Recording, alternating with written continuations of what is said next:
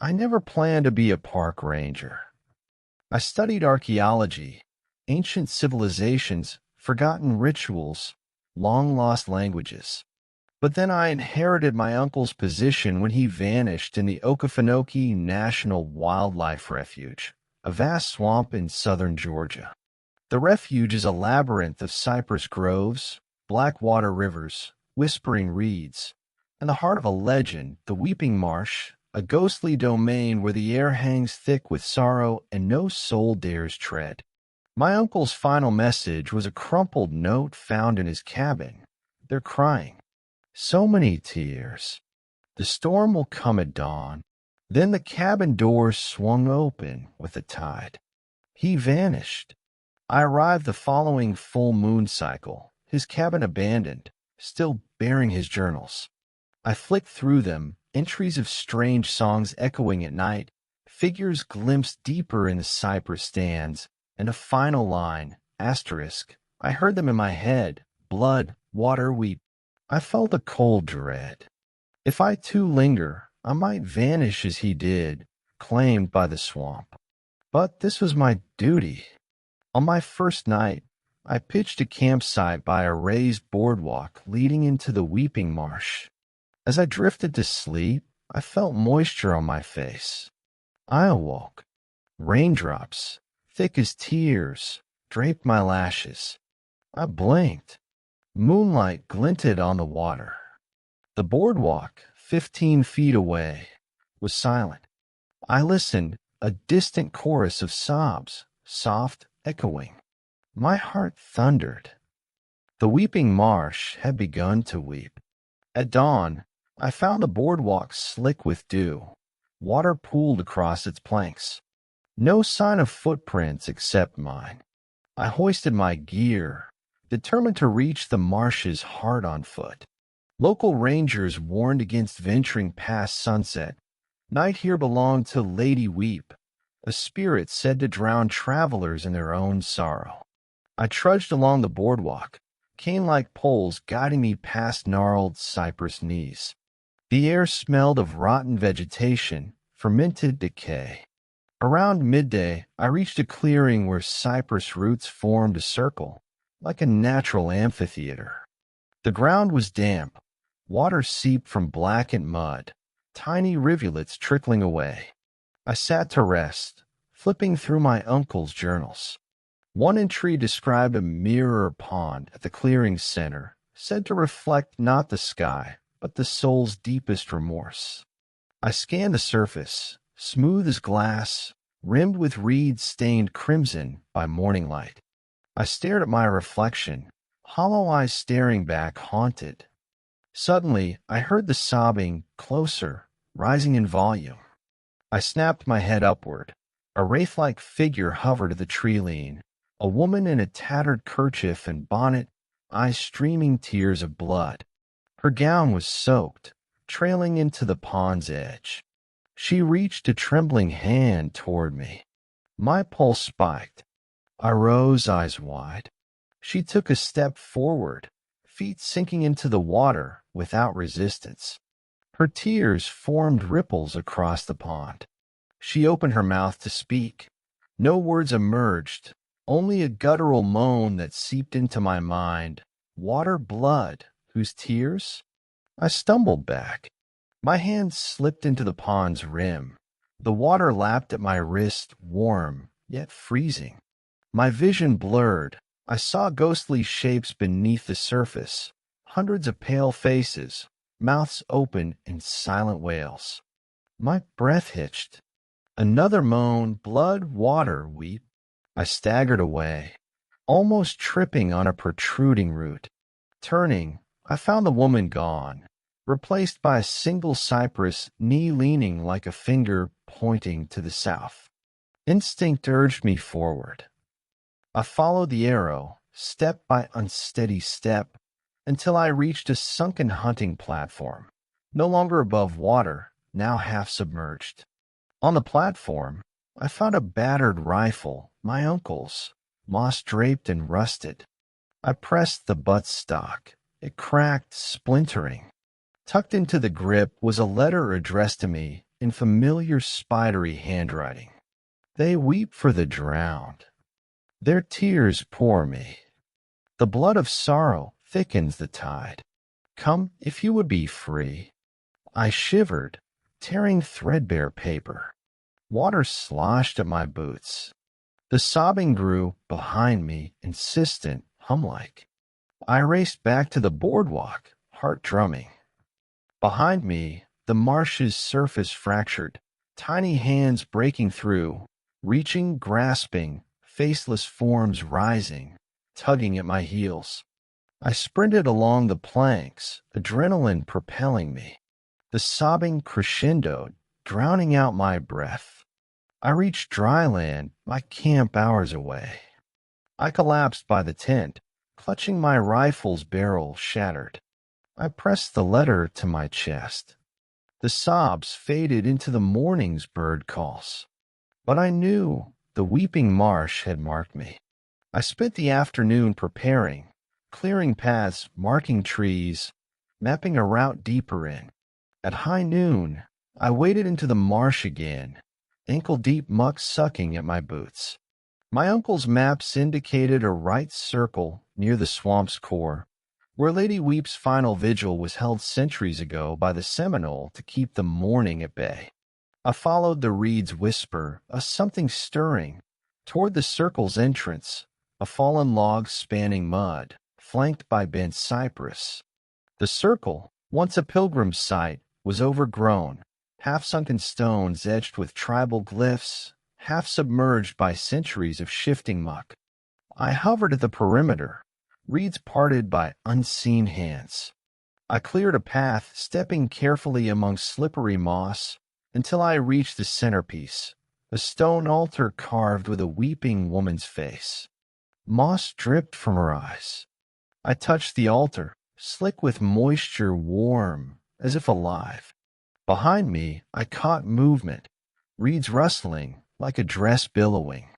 I spun, torch flashing, no one. The reeds parted again. Lady Weep, silent, eyes brimming with tears, stepped into the circle. She knelt before the altar, pointing at tribal glyphs near the base. I approached, knees aching from potholes.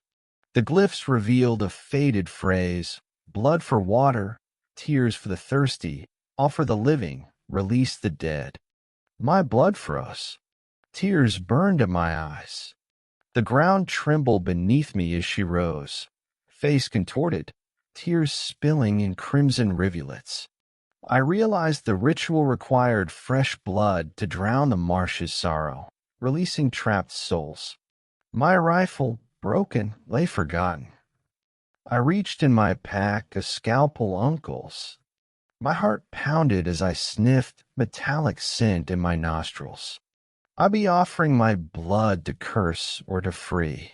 She advanced, hands outstretched, tears locking onto me with sorrowful plea. A chorus of voices rose beneath the water. Drown us, release us, blood for water, my mind faltered. I slid to the ground, pressing the scalpel to my palm, blood welled. Something in the marsh, a chill resolved. Holding the flute steel blade steady, I cut a small gash and let blood drip on the altar's face. The moment the blood touched the mossy surface, the marsh gasped, water roiled, ripples raced outward, reeds bent as if bowing. The stone face's eyes glowed, tears ceased. The marsh's sobbing gave way to a low single sigh, like a million exhalations compressed into a breath. The ground near my foot gave way. Sinkholes swallowed the altar, and I tumbled into greasy muck. Mud filled my mouth as I splashed into water above my chest, cypress roots strangling my leg. I struggled, reaching for Lady Weep's hand. She extended one pale finger. Release me. My vision double, her eyes bored into mine. I grasped her finger, and everything went dark. I woke submerged, mouth filling with brackish water. My vision swam. I surfaced with a gasp, water spilling down my chin. I was in the marsh's center, knees in mud, cypress overhead, moonlight flickering through leaves. Lady Weep knelt before me, hands clasped, tears glassing her face. Next to her, a headless figure, my uncle, his shirt soaked, pants torn, warbling like a submerged corpse. I staggered backward, heart in my throat. The marsh's surface pulsed with bioluminescent glow, green like hellfire. The trees groaned. Lady Weep turned, walking toward me. The headless body rose behind her, shambling, headless. But something zipped overhead, a fish, its scales bleeding red. I climbed the cypress roots, shaking my head, trying to clear vision. The headless uncle reached out, arms loose at wrists. A final plea, forgive, release. Lady Weep's body contorted, her tears streaming black blood, eyes a soul's void. A chorus of muffled wails emerged, hundreds of drowned voices caught between life and death, pulling me downward. I struggled. Outer limbs sank. The cross-current pulled me deeper. I managed a gasp, narrow enough to break surface. I kicked. Logs fractured under me, releasing their hold. I surfaced again, choking, pulling twisted roots out of my boots. Lady Weep and the headless uncle stood on dry mud, smiling, knowing my heart's blood was in their veins. I ran, stumbling through muck, barely conscious. Branches whipped my arms. Vines clipped my ankles, dragging me closer. The faint luminous glow near the altar flickered as the circle's stones rose from the mud, etched with tears. Lady Weep's voice emerged. Blood of kin, pain of sorrow, claim the living. I shouted, slashing vines with scalpel. I collapsed onto the boardwalk. The reeds parted as Lady Weep's figure lost shape, dissolving into mist. The headless uncle vanished like smoke. The bioluminescent glow receded, water stilled as if sleeping. I lay on the boardwalk, chest heaving, scalpel clutched in bloodied hand. Uncle's final testament. The marsh was silent, exhales and sobs locked away. I pressed my palm to the boardwalk. My blood soaked into the wood, sealing the ritual. I reached the cabin at dawn, bruised and bleeding, but alive. I collapsed on my bedroll, sleepless hours stretching behind me. The dawn's light turned the mist to sickly amber. I drank water, still trembling. I closed my eyes. When I reopened them, Lady Weep's glance shimmered on the window pane, a faint visage in wet glass. I sprang up. She was there, standing at the tree-lean. I stumbled to my boots, piecing together what remained of the scalpel. Blood and tears streaked my face. I grabbed my radio. Hayes? Hayes. I need extraction, Weeping Marsh, immediately. Static. I pounded the table. Hayes. I stormed outside. Lady Weep glided through reeds toward me, moaning, blood for water, blood for freedom. My scalpel fell. I backed toward the cabin door. She pressed closer, eyes brimming with tears. With a sudden scream, she slammed through the portal, entering the cabin. I backed into a corner. The floorboards moaned under her weight.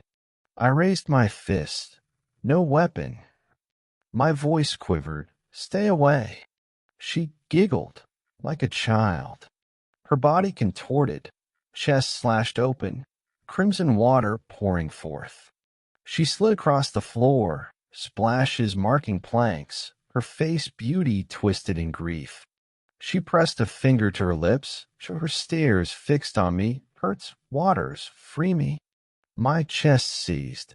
Pulling a jagged wooden splinter from the floor, I stabbed at Lady Weep's ankle. She screeched, rearing back, and collided with the door, shattering it, splintering the frame. I ran past her, diving through the gap into early morning light. She stood at the threshold, eyes black as oil. She raised an arm, a final plea, blood water, Weep scorched, free me. Then a heavy wind swept through, silencing her. The door slumped, and she vanished like a breath. By midday, a rescue boat arrived. Hayes and Ranger Morales pulled me from the swamp's edge. I was delirious, eyes vacant. They wrapped me in blankets.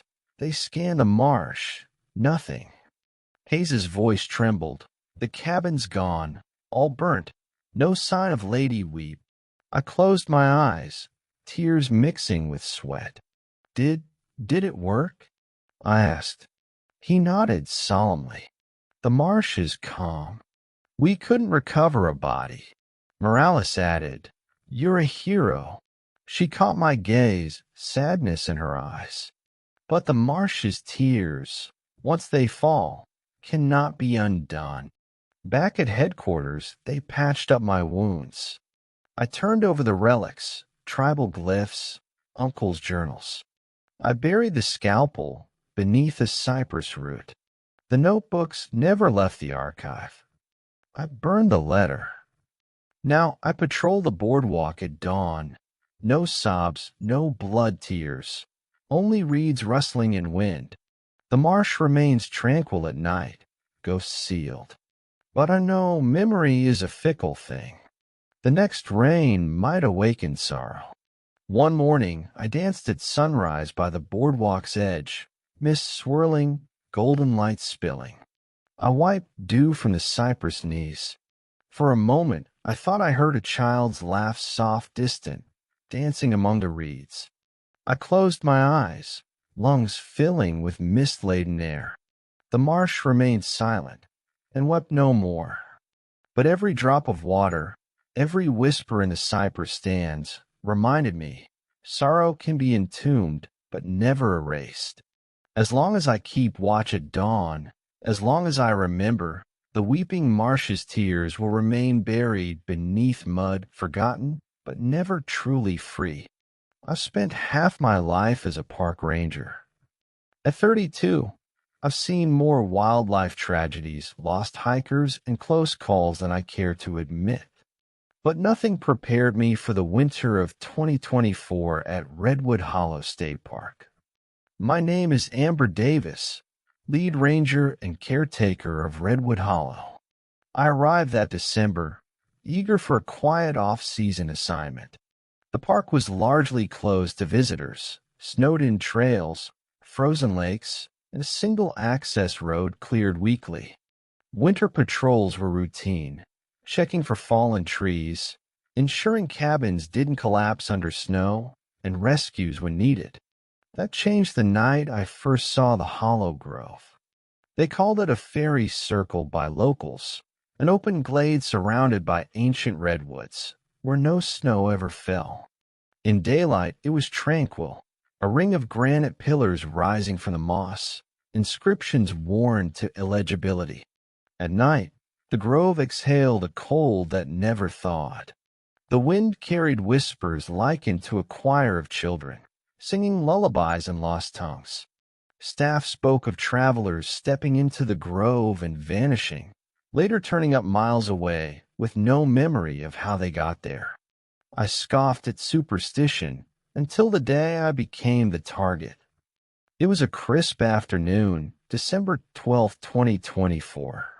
I just finished inspecting the old miller's cabin near the northeastern boundary. Icicles hung like daggers from eaves. The snowbank piled at my boots' tops as I trudged back to the main ranger station. My breath puffed in front of me as I passed a cluster of redwoods towering overhead. The trail had been cleared yesterday, except for my footprints and those of a lone fox, no sign of recent travelers. At dusk, I settled by the stations with Stove, cataloging reports. My radio crackled to life. Station, this is Park Volunteer Lee. I'm near Icefall Lake. Found something odd, footprints in the snow leading off trail. Could be a deer or a coyote. Requesting confirmation. I keyed the mic. Amber Davis. Confirm footprints. Send coordinates. Lee relayed them, less than a mile from my current position. I grabbed my coat, radio, and flashlight, stepping back into the velvet dusk. The snow crunched as I approached Icefall Lake's shore. The frozen water gleamed silver under the moon's rise. The footprints, human-sized, Mercedes-shaped when seen in the pale light, descended to the lake's edge. But halfway to the center, something odd. The prints stopped, then resumed on the far shore, a gap of 50 yards where no impressions existed. I frowned. The temperature was 20 below zero. Pockets would have formed if someone walked onto the ice. I spun in a circle. The forest around me was silent, too silent. No wind, no animals, only the crackle of ice beneath my boots. I pulled out my radio. "Lee, do you still have eyes on me?" No reply. The static hummed. I stomped my foot, radio squealing. "Repeat, are you there?" Still nothing. A sudden sound, a scuff behind me. I whirled, nothing. I clicked on my flashlight. Its beam cut through a low mist hovering above the snow. There, on the frozen surface, I saw it. Outside the footprint line, a single handprint, pressed into the ice, palm downward, 5 fingers splayed. I swallowed, stepping closer. Each ridge and pore was visible, as if someone had pressed their bare hand into the ice. Something about the print looked elongated, the fingers unnaturally long. I knelt to inspect it. My breath froze against the cold metal of my badge. A labored exhale, mine, came from behind. I spun. Standing at the tree lean was a figure, pale, gaunt, robe-like clothing shredded by snow. Its head lolled to the side, hair matted by frost. It raised its arm, pointing at the handprint. My flashlight flickered once, twice, and died. Darkness enveloped me. A hiss. The figure stepped forward, its mouth wide in a silent grin. My radio crackled. Lee's voice distant. "Amber, Amber." The creature lunged, moving unnaturally fast on the ice. I tried to draw my pistol. Nothing. No belt. I stumbled backward, falling onto the ice, hurtling towards center. With a splash, I broke through, plunging into water so cold it felt like molten steel against my skin. I thrashed, arms slicing through ice, leaving ragged cracks. A distant shout. Lee's silhouette kneeling nearby, ice pick in hand. He slashed the surface frigid enough to crack bone. I kicked, clawing at the hole. He grabbed my hand, pulling me back with a grunt. I surfaced gasping, water burning my lungs. On shore, I collapsed, shaking from hypothermia and adrenaline. The creature was gone. No footprints beyond the handprint. Lee wrapped me in a blanket. I got here as fast as I could. "No one saw that thing?" he asked. I shook my head, too stunned to speak. His breath was visible in the night air. "I called you a dozen times. My radio lay on the snow, cordless." I whispered. It took my belt. Lee's face turned pale. We returned to the station together. I wrote the report. Volunteer Dr. Lee and Ranger Davis disrupted an individual on Icefall Lake, believed to be not human. No memory beyond handprint and silhouette. I left out the creature's grin. Who'd believe it? I patched up at the station's infirmary. The park superintendent, Marcia Cole, arrived at dawn. "What happened?" she demanded. I showed her the handprint photos and Lee's account. She frowned. "We saw footprints, but no sign of a body. Temperature so low tracks wouldn't melt. If someone fell through, they'd be underwater." She paused. "Any record of similar encounters?" I shook my head. "Nothing historical. Just local legends." She looked at me, long and steady. Stay away from the hollow grove and icefall. Keep your radio on at all times. I nodded, mentally cursing myself for intruding. The next night, a blizzard roared in driving snow, wind gale force. All trails closed. Ranger postings moved to the station. Only essential personnel remained. I volunteered as perimeter guard. My shift, midnight to 4. I posted up by the windows, flashlight at the ready, scanning the forest edge. The station's roof creaked under snow load. At 1:13 a.m., the radio crackled. Station, broken transmission, snow interfering, something in the corridor. The line went dead. I grabbed my coat and slid out the back door, stepping into waist-high drifts. My flashlight cut a narrow cone through whiteout conditions. I followed the hallway, an enclosed walkway connecting 2 buildings. My breath pounded in my ears. The corridor's frosted glass flickered with a pale glow. Suddenly, a shape moved on the other side. A person wrapped in furs, hooded. I called out, "Hold still." No answer. I pressed my face to the glass. The figure's face was drawn, emaciated, eyes glowing amber. It pressed a hand to the outside glass, another handprint. I thought, a visitor lost. I twisted the door handle. It clicked open with a buzz. I stepped platform, nearly slipping on ice. The figure was gone. Only its handprint remained. Confused, I circled the walkway. No tracks in the snow. Only one set of prints, mine. My heart thundered. I rushed back inside, locking all doors. The hallway shuddered as a long, low growl seeped from the walls, like one contracting under extreme cold. I edged toward the main door.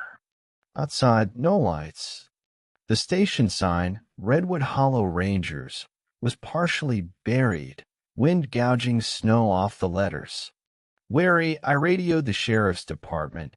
"This is Ranger Davis, possible intruder in the station." No response. Static. The generator hummed like a dying animal. I moved to engage the siren, the old PA system, but the panel died when I touched it. My only recourse, flashlight and pistol. Before I could move, the hallway glass rattled violently. A spidery crack spread from the handprint, as if pressure built behind it. I flinched back. The glass shattered inward, fragile fragments shattering on the tile. The figure stepped through, tall, spindly legs, torso draped in patched furs.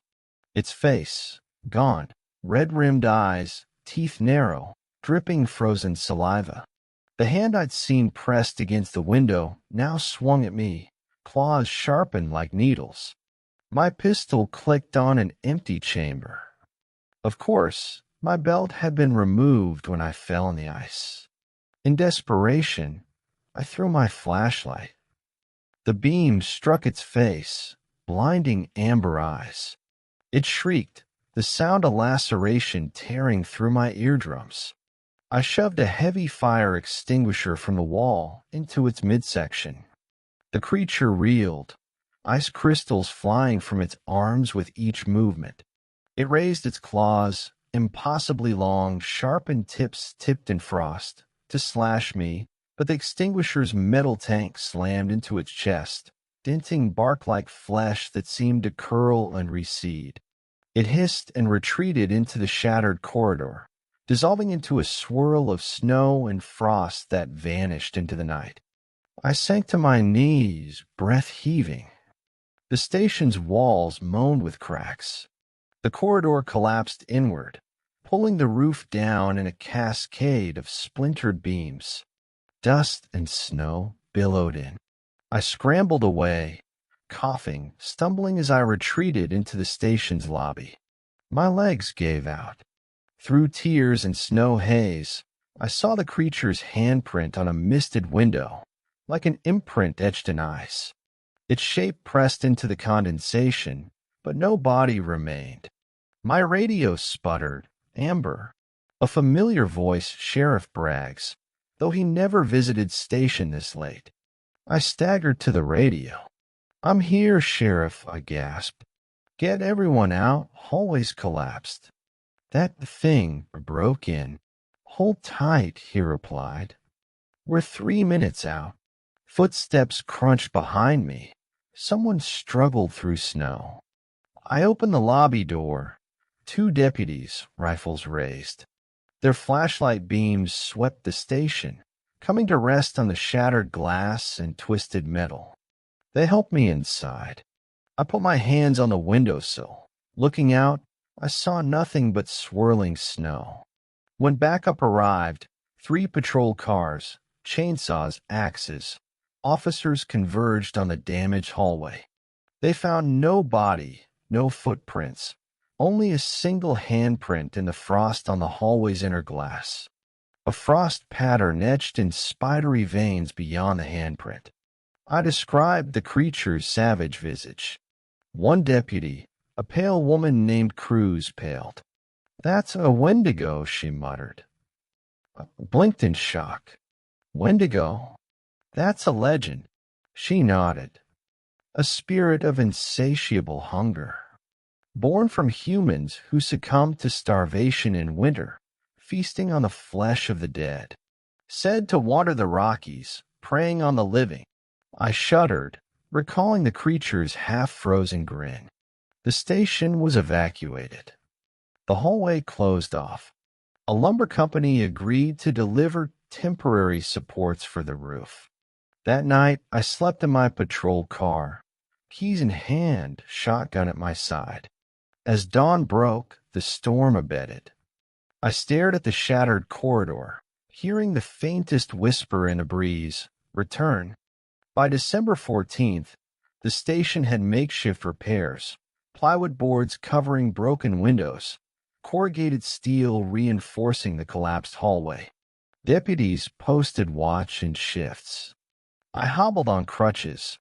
My wrists and ribs ached from the freezing plunge and melee. The sheriff organized a search party to track down the Wendigo before it claimed more victims. "We can't let it wander," Sheriff Bragg said at a briefing. "No idea how many victims, but we do know it hunts by scent, blood, fear, the scent of human flesh." I updated our records. 2 near-fatal attacks, unaccounted footprints, no bodies recovered. The local tribal community sent an elder, Alana Bird, to consult. She arrived with a leather pouch of sage, prayers, and stories handed down through generations. She wore a necklace of bear claws and wolf teeth. Her eyes were stern, yet brimmed with sorrow. "This spirit was never meant to walk the earth as a predator," she told me in hushed tones. "It was a warning, a cautionary tale against cannibalism in winter. When a man first broke the pact, the Wendigo was born. Now, those who fall prey risk becoming carriers of its curse. Is there a way to end it?" I asked, voice trembling. "Put it to rest." Alana shook her head. "The Wendigo's hunger cannot be sated, only banished, and that means forcing its spirit back into the frozen realm, to be forgotten. It requires forced sacrifices. No, not human lives, but blood to appease its hunger. Blood left as offerings at its origin point. A circle of red, heart's heart blood, bear's blood, the winter hare's blood, and finally, human sweat and blood willingly given." I inhaled, unsteady. Who would volunteer? Alana fixed me with a gaze that froze my soul. "You, Amber Davis, ranger, protector of this land.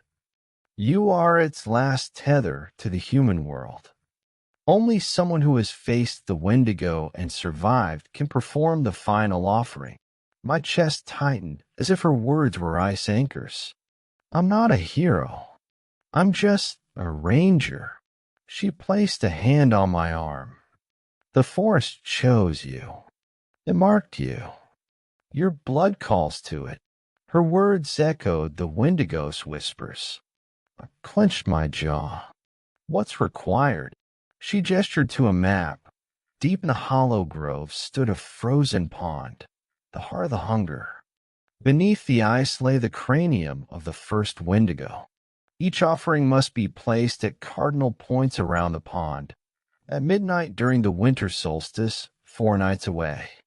On the solstice itself, I would stand its center and pour my own blood, recite the ancestral banishing words.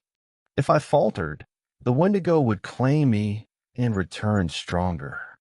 If I succeeded, it would be sealed beneath the ice forever. I stared at the pond's location on the map, snow covering ground.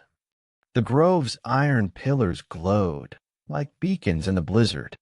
My throat constricted. When do we begin?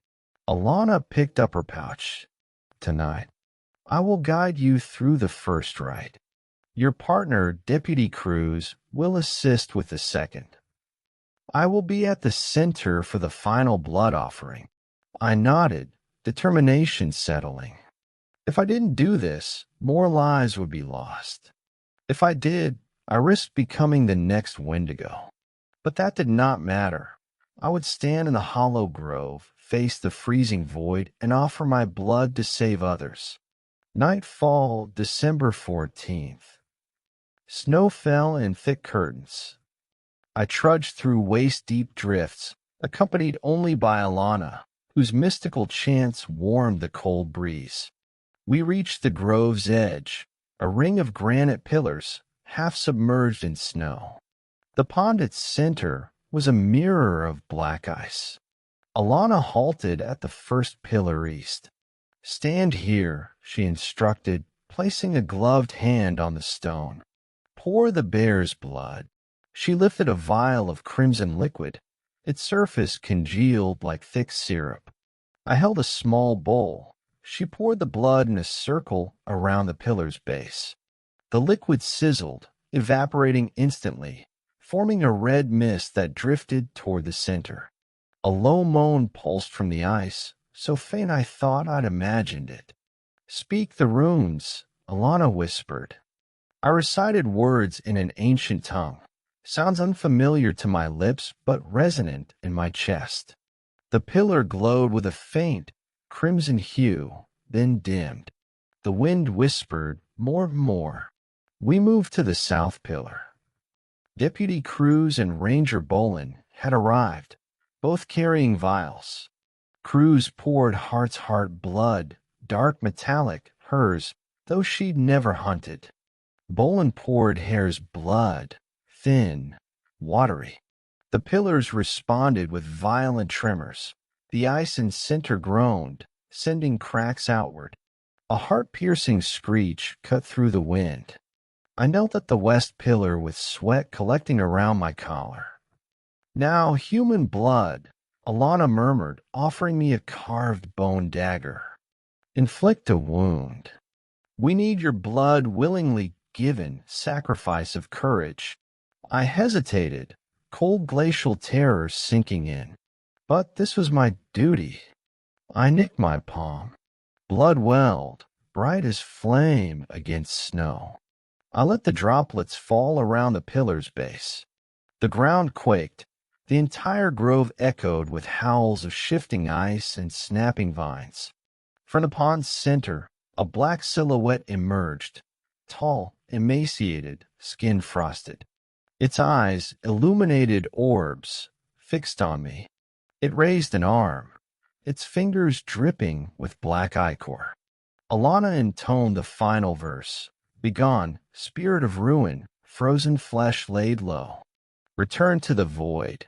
No longer shall you roam. The wind thrashed, obscuring our vision with flying ice. The Wendigo lunged at me, bone fingers slamming into the ice. I backed away, tears freezing on my lashes. Its maw opened, revealing rows of teeth stained with rot. It spoke, words more felt than heard. Your blood is mine. At the same instant, Cruz fired a shotgun blast overhead, scattering thick frost into the air. The Wendigo faltered. Bolin took aim. Silver bullet targeted at its heart, fired. The bullet passed through its chest, splintering bone and bark. Its scream fractured the night. Alana raised her arms higher, voice rising above wind. I call upon the spirits of earth. Bind this hunger, seal it beneath bone and frost. The pillars glowed brighter, pulses of red lightning lancing toward the pond. The ice cracked in concentric circles, like ripples in a black pond. A shudder through my soul made me stagger. Then a piercing flash as the Wendigo's form exploded into shards of ice. The sound was deafening, a roar that shook the very foundations. The shards fell like crystal rain, turning to steam as they hit the snow. In the center, a fissure formed in the ice, a deep well of darkness. Steam billowed upward, carrying a final echo of tortured wails. The pillars glowed one last time, then went dark. The wind stilled. Snow settled in silence. I sank to my knees, numb, my bloodied hand shaking. Deputy Cruz and Bolin assisted me. "It's done," Alana whispered, eyes closed. "It cannot return." I exhaled a breath I didn't know I'd been holding. "Is it over?" I croaked. Alana nodded, though tears streamed down her face. "The curse is broken, but at a cost. Your blood now marks this ground. You carry the hunger's memory." She took my hand in hers, feeling cold against her warmth. It's been 6 months since that night in the Hollow Grove. The winter thawed, spring blossomed in irises and fern fronds. The forest reclaimed a grove, pillars now hidden under moss and new snow. I still see crescents of frost on the pond's surface, as if the Wendigo's memory lingers beneath the ice. My wrist bears a faint scar, a burn where the Wendigo's frost touched me. Each night I feel a yearning beneath my ribs, an emptiness that cannot be filled. The entire winter, I could feel its hunger in my bones, gnawing at my thoughts. Now it's a dull ache, but ever present. Deputy Cruz took leave. She said she couldn't bear the sight of frozen lakes. Bolin transferred to a different district. Alana returned to her people, guiding others in ways of the old magic. I remain as lead ranger, ever vigilant. Snowflakes swirling in a December dusk still send a chill through me. I patrol the Hollow Grove regularly, leaving small offerings, sprigs of sage, candles, hoping to ensure the Wendigo's prison remains sealed. Locals continue to speak of the frozen hunger, a cautionary tale for children. Never wander into the Hollow Grove at night, they say. It will claim your soul. I don't correct them. Surgeons took tissue samples. No sign of Wendigo DNA, only necrotic frostburn. Researchers remain skeptical. Sometimes, when the wind howls through Redwood Hollow, I hear a faint whisper, older than memory, calling my name. I know it's not the Wendigo, but a remnant echo of that curse. I close my eyes, recite a prayer, and exhale. The voice recedes. The forest exhales. And I remind myself, I won, until the next snow falls and hunger calls again. I never believed in folklore until I became lead ranger at Blackleaf National Park. The job sounded perfect. Dense woods, sprawling lakes, and an old ranger cabin perched on a hill overlooking the valley. During my interview, the park superintendent, an austere woman named Janice, mentioned the park's oldest legend, the Weeping Walker. A drifter from the 1800s, they said, who roamed the forest at twilight, weeping for lost loved ones. She laughed it off, calling it a tourist attraction. Yet on my first night in the cabin, I heard a soft crying drifting through the pines. I assumed it was the wind or an animal. I moved here for peace. I thought I could handle a little night noise. I would soon learn that some legends are born of truth, and that truth can be more horrifying than any ghost tale. My first week was routine, checking campsites around Wolf Lake, guiding hikes, recording wildlife sightings. The park was alive with deer, raccoons, and owls. The sunsets over the lake were breathtaking, a cascade of oranges and purples reflecting on glassy water. But each evening, as the sun dipped below the tree lean, I heard it, a soft sobbing echoing across the water. I grabbed my binoculars and aimed toward the far shore, dense forest lining the water's edge. No one in sight. I radioed my colleague, Ranger Teal, who lived at the lake's opposite end. "Hear crying near Wolf Lake?" I asked. He chuckled through the speaker. "You mean the Weeping Walker? Old legend. Folks swear they hear it at dusk. Probably a raccoon or a fox." He hung up, leaving me uneasy. That night, as I locked up the cabin, the crying swelled, soft, heart-wrenching sobs carried on the breeze. My skin prickled. I loaded my pistol and flashlight into my pack, determined to find the source. I trudged down the slope to the lake, flashlight beam cutting a narrow path through fog. The cry led me deeper into the trees. I followed until I reached a small clearing bathed in moonlight. There, shivering in the mist, was a woman in tattered clothing, face hidden by damp hair, shoulders shaking in sorrow. She knelt beside a shallow grave, weeping into dirt. I stepped forward, voice firm. "Ma'am, are you okay?" She looked up, eyes empty, black hollows, no whites, mouth twisted in grief. She whispered my name. "Ranger. Ranger." I stumbled backward. She vanished. No footprints, no sign of disturbance. Only the grave remained, marked with a headstone carved into the rock. I forgot. The earth above the slab was fresh, as if the grave had been dug minutes ago. I turned to flee, but the sobbing grew louder, echoing from every direction. I ran until my lungs burned and collapsed at the cabin's door, slamming it shut behind me. Despite my fear, I braved the day shift the next morning. I spoke to campers who described the crying as if it was coming from the heart of the woods, near the old Ranger Cemetery. They said they'd seen a figure wandering at dusk, white dress, dripping wet, dragging its feet as if in sorrow. I tried to reassure them, chalking it up to wind and imagination. But every time I passed the cemetery gate, rusted iron, tangled with vines, I felt eyes on me.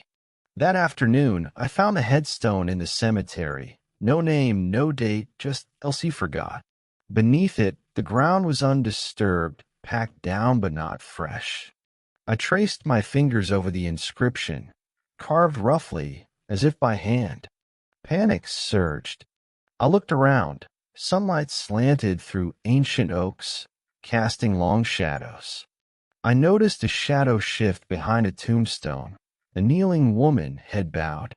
I lunged forward. No one. Just the wind, stirring dead leaves. I backed away, but my foot struck something on the ground, a small rusted locket. I picked it up. Inside, a faded photograph, a man's face handsome in old-fashioned clothing, his arm around a woman whose face was scraped away, erased. I slipped it into my pocket, unease thick in my veins. That night, I boxed in the cabin, listening to the cries rumble across the valley. At 2:02 a.m., I heard a scratch at the window, fingernails dragging across the glass. I froze, pistol aimed. The window pane rattled. I whispered, "Go away." The scratching stopped. Then softly, a voice, "Remember me." The glass clouded with condensation, and as I watched in horror, a face formed, my own reflection twisted with grief. I stumbled back. The face grinned, hollow eyes black voids. I scrambled for the door, but the knob turned of its own volition. The door swung open, and a bone-chilling wind ripped through.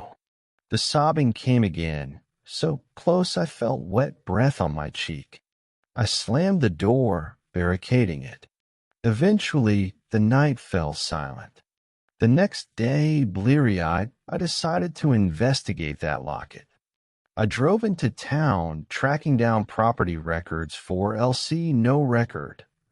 I asked around the local diner about any historical figures with those initials. The old waitress shook her head. Might be someone who never got recorded. Wooden markers up there saying nothing, just name and no date. I paid my bill and left, hand cold on the steering wheel. Returning to the cemetery, I knelt by the headstone. The locket felt heavy in my pocket.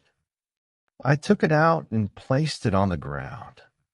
As soon as I did, the earth around the slab crumbled slightly. I brushed away leaves. Beneath lay a rusted metal clasp, a corner of a coffin lid. My breath caught. I knelt and brushed the soil aside, revealing a decayed wooden lid. I pried it open with trembling hands. The corpse inside had been picked clean. No flesh, only skull and bones jaw slack. Around the corpse lay blackened rose petals, wilting as if centuries old. I stumbled back, gagging. As I rose, I felt a cold hand grip my ankle. I looked down, a pale hand bursting from the earth, the skeleton's bone-white fingers clamped around me. I kicked, pulling free, stumbling backward. The grave began to collapse inward, soil spilling back into the coffin. I watched as the corpse sank deeper, the hand disappearing last. I spun and ran, sprinting through the graveyard until I burst through the gate and didn't stop until I reached my truck. That night, I knew the crying would come again.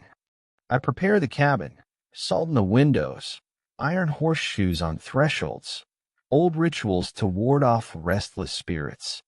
At midnight, the sobbing grew near, echoing through the valley like a funeral dirge. I felt compelled to follow, as though someone or something pulled me by an invisible string. I grabbed my rifle and flashlight and ventured to the cemetery once more. The gate creaked as I pushed it open. The headstone lay cracked, a single black rose at its base. I held the locket in my hand, heart racing. The sobbing led me to the grave I'd opened. The coffin lid had closed soil level. Next to it were footprints, bare, muddy prints, leading toward the forest. I followed them. The trees grew denser, branches forming a tunnel overhead. The sobbing grew louder until I found the woman again, kneeling beside the headstone, face hidden, weeping. She wore a tattered white dress stained with mud and rot. I pointed my flashlight at her face. Her hair fell away, revealing pale cheekbones. Once more she whispered my name. "I remember you," she rasped. "I am Lucy Carter." My blood ran cold. I recalled the initials on the headstone, LC. I swallowed. "What do you want?" I asked. She lifted her head. Her eyes were black hollows. From her lips, a whisper. "I want to be remembered." She pressed her hand to her chest. I watched as her skin peeled away from her ribs, revealing a hollow cavity. Black vines, like twisted roots, grew from the wound, snaking across her chest and into the ground. She looked at me, tears of tar tracing her cheeks. I loved him. He buried me. I was forgotten. She pointed to the locket at my feet. "Give him back." I hesitated. "Who?" She raised her hand, a skeletal finger pointing at me. "You." She smiled, a glide of bone and slick black tongue. "Tell him." The vines whipped upward, wrapping around me, coiling tight. My breath caught. I struggled, but they held me firm. She leaned close, whispering in my ear, Tell him, tell Nathaniel." Then she vanished in a swirl of black mist. The vines loosened, disappearing back into the earth. I collapsed in a heap, sobbing. At dawn, I found a name etched into the coffin lid: Nathaniel Carter. I raced back to my truck and searched park records. An old homestead on the southern boundary. The Carter family, Nathaniel and Lucy, homesteaded in 1887. Lucy died in childbirth. Nathaniel buried her near Wolf Lake and never returned. He died alone in 1912. Their story twisted into legend. Determined to give Lucy her due, I excavated the grave properly, cataloged the remains, and arranged for them to be interred at the local cemetery with a proper headstone. Lucy Carter, beloved wife, 1865 to 1887. I wrote a small epitaph. No longer forgotten, her tears can rest. That evening, I stood at the new gravesite under a blood-red sunset, holding the locket. I opened it. Inside was the photograph of Lucy's husband, pregnant with their child. I touched the tarnished metal. For a moment, I felt warmth, as if a presence hovered behind me. The wind carried a soft sigh. The black roses I'd placed wilted and turned to dust within seconds. Since Lucy's reburial, the crying ceased. The cabin feels peaceful now. The night's quiet except for the wind through the pines. Yet sometimes, when dusk falls and the mist rises from Wolf Lake, I glimpse her silhouette near the cemetery gate, pale, still kneeling by her grave, watching over those who finally remember. I carry her locket with me always, a reminder that the dead, too, yearn to be seen, to be remembered. I have learned that sometimes forgetting is a greater curse than death itself. I still remember the first time I set foot at Devil's Backbone National Park. I was 26, fresh out of the academy, eager to prove myself. The transfer orders arrived late one evening. Ranger Cadet A. Mills, report to Devil's Backbone for immediate assignment. No explanation. The park, nestled within a mountain range where jagged peaks looked like the spines of some colossal creature, was infamous among rangers for strange disappearances and unsettling folklore. Veteran rangers spoke in hushed tones about the Whispering Pines, a remote section of old-growth forest where trees seemed to lean in to listen, where even the wind carried words, and where hikers occasionally vanished, returning only days later with no memory of where they'd been. The station itself was perched on a ridge overlooking a valley of dense timber and silver rivers. The building was a weathered log structure, its roof sagging in places, windows dust-coated, as if the forest itself sought to keep intruders at bay. My predecessor, Ranger Crow, had vanished 2 weeks prior. His patrol never returned, and the only clues were his abandoned truck parked at a trailhead, a half-eaten sandwich on the dashboard, and the last log entry, going to check the Whispering Pines, far side of the ridge. Strange voices on the radio. Something's out there. I arrived at dawn. The air tasted of damp pine needles and bitter cold despite the late summer sun. I climbed the creaking wooden stairs to the main door, draped my pack on a hook by the desk, and thumbed through Crow's final entries. The handwriting was jagged, each line more slanted than the last. August 3rd, 2:37 a.m. Heard faint whispers on Channel 5. Raised volume. Whispering in my ear, my name. Didn't respond. Static returned. August 3rd, 3:15 a.m. Radio died. No signal. Forest is too quiet. Too still. August 3rd, 4:02 a.m. Stepped outside. Mist rising. A figure in the pines, tall, with glowing eyes. Followed it off trail.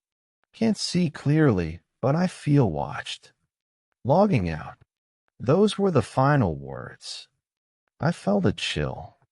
The early morning mist drifted past the window, curling like ghostly fingers around a building. Somewhere in the distance, a barred owl called, and I felt certain it was a warning.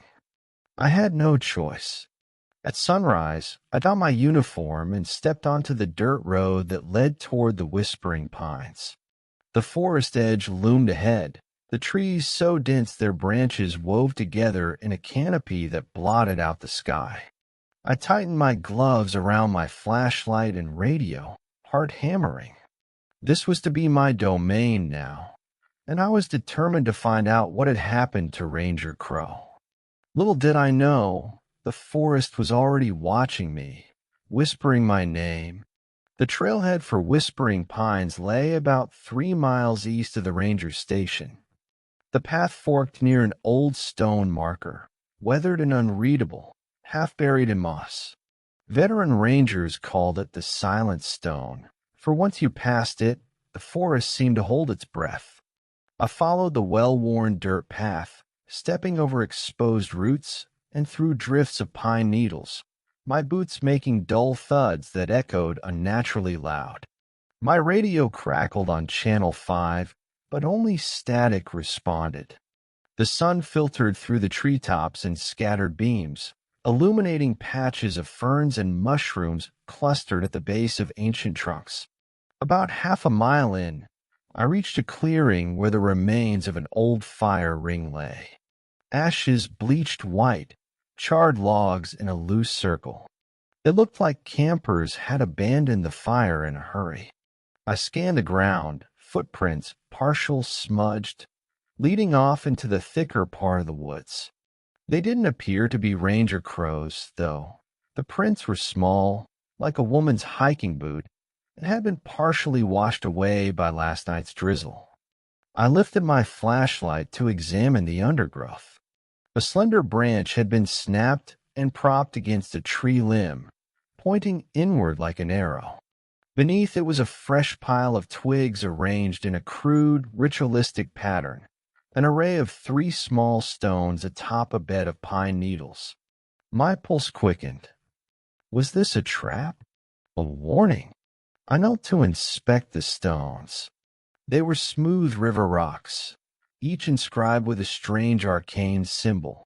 One resembled a crescent moon intersecting a vertical line, another a circle split by an X, and the third a zigzag like lightning. Something about them felt charged.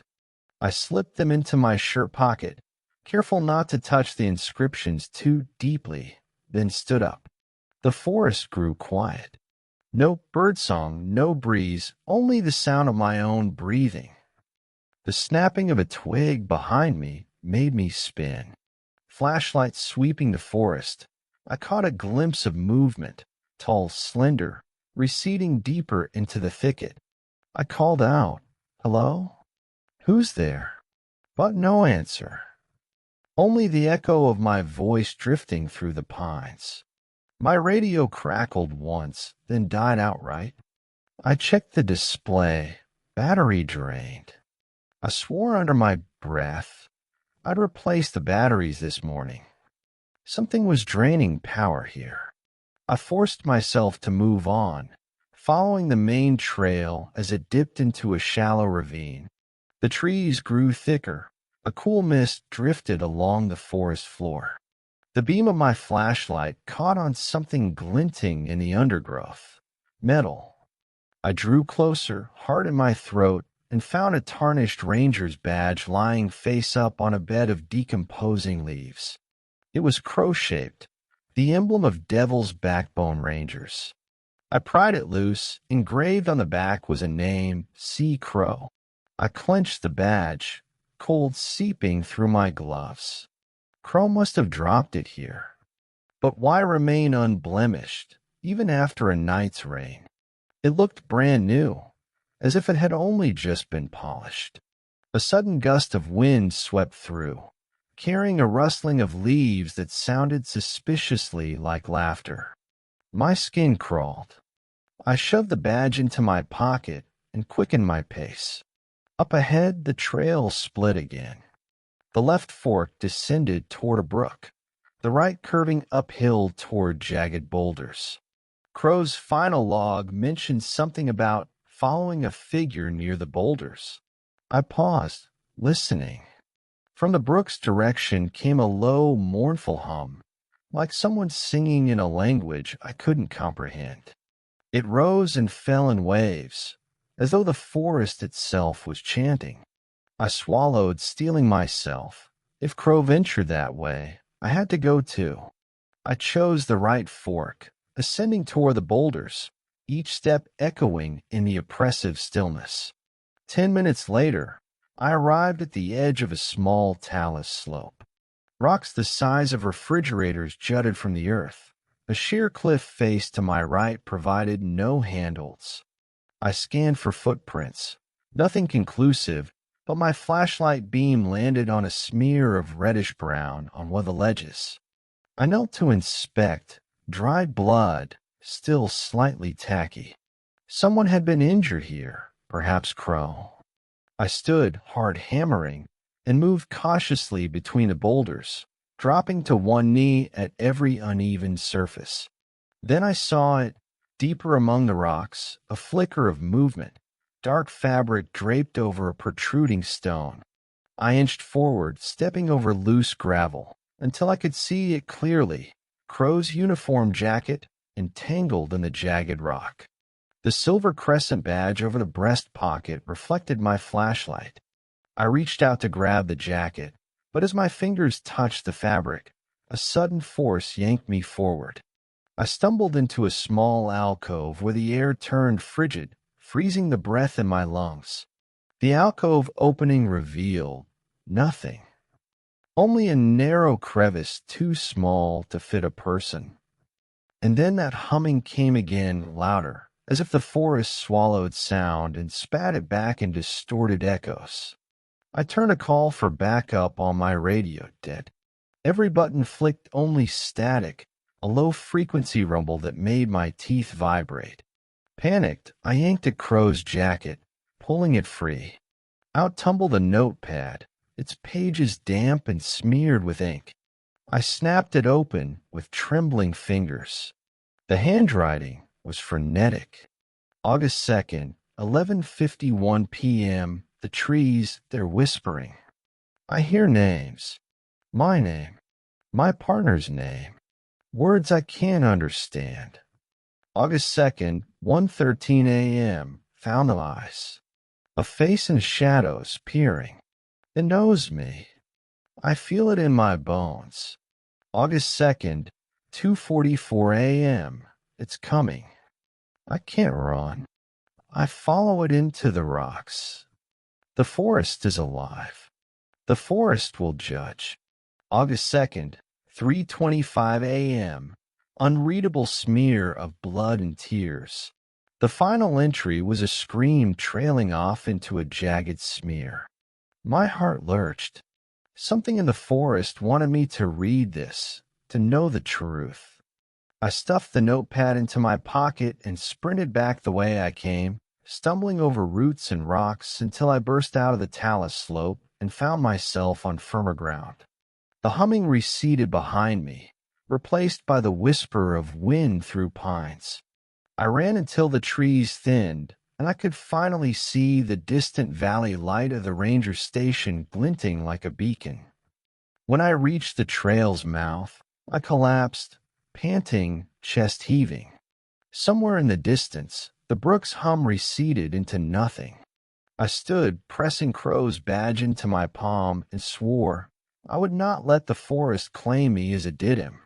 I would uncover what lay hidden in the whispering pines, no matter what it took. The next day, dawned bleak and overcast. I ached from head to toe, but sleep had evaded me. The image of Crow's final words and the sensation of unseen eyes crawling along my spine haunted me. My shift began at dawn. I reported everything to the park superintendent, a steely-eyed colonel named Dalton, who offered a curt nod. "We'll send a team tomorrow. But be careful, Ranger Mills. We've lost too many good ones out there." I spent the morning combing through Crow's cabin, maps plastered on walls, scribbled annotations marking points deep in the pines where no trail existed. I photographed every map, uploaded them to my handheld GPS, and printed out a copy of Crow's notepad. The colonel assigned me a partner, Ranger Elena Morales, a seasoned tracker with 10 years on the force. Tall, silent, with black hair braided down her back, Morales had seen enough horrors in Devil's Backbone to make even the most stoic flinch. She arrived at Crow's cabin just after noon, her boots crunching on the gravel. "Morning, Mills," she said, voice low. She extended a hand. "Let's get moving." I nodded, handing her the notepad. She flipped through it with pale eyes. "He thought the forest spoke to him," she murmured. He was right. We loaded gear into a four-wheeler, sleeping bags, rations, GPS, motion sensors, extra radios, and night vision goggles. I insisted on bringing the 3 stones I found, sealed in plastic evidence bags. Morales regarded them with a raised eyebrow, but said nothing. By early afternoon, we were approaching the silent stone.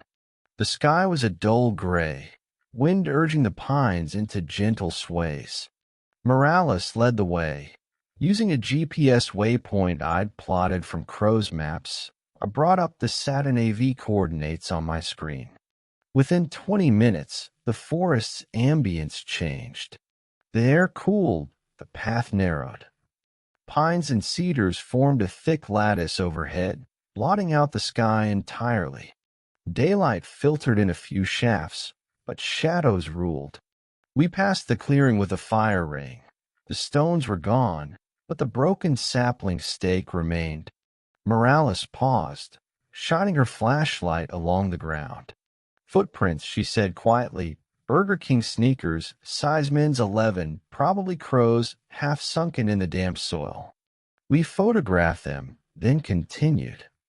The scent of wildflowers gave way to decay, the musty, sweet odor of rot. At the bend where the brook ran, we set up a pair of motion sensors and a small camera trap, angle directed toward the water.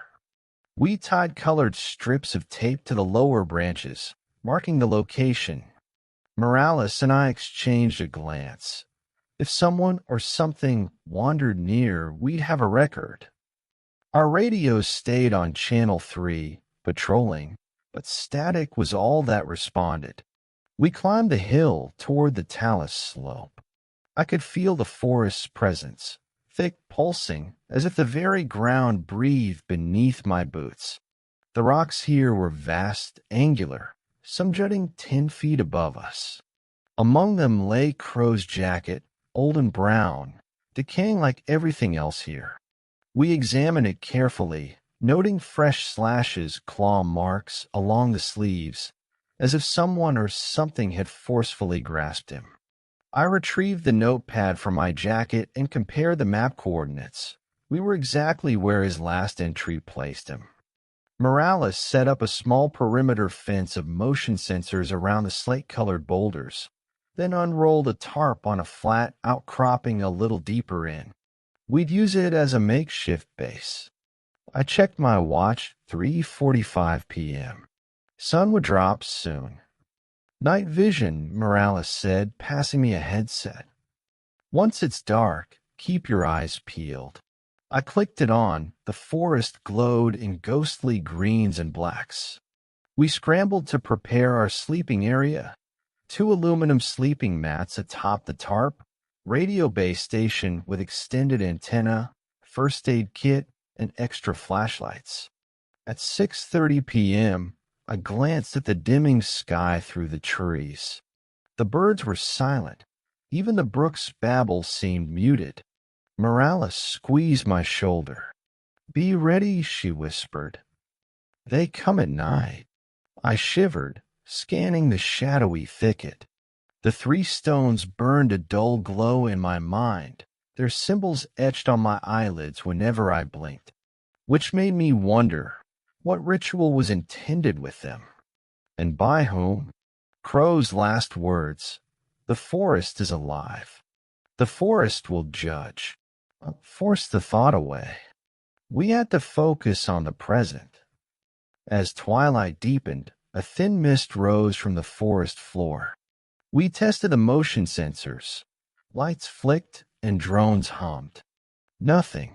We ate cold rations, sipped tepid water from canteens.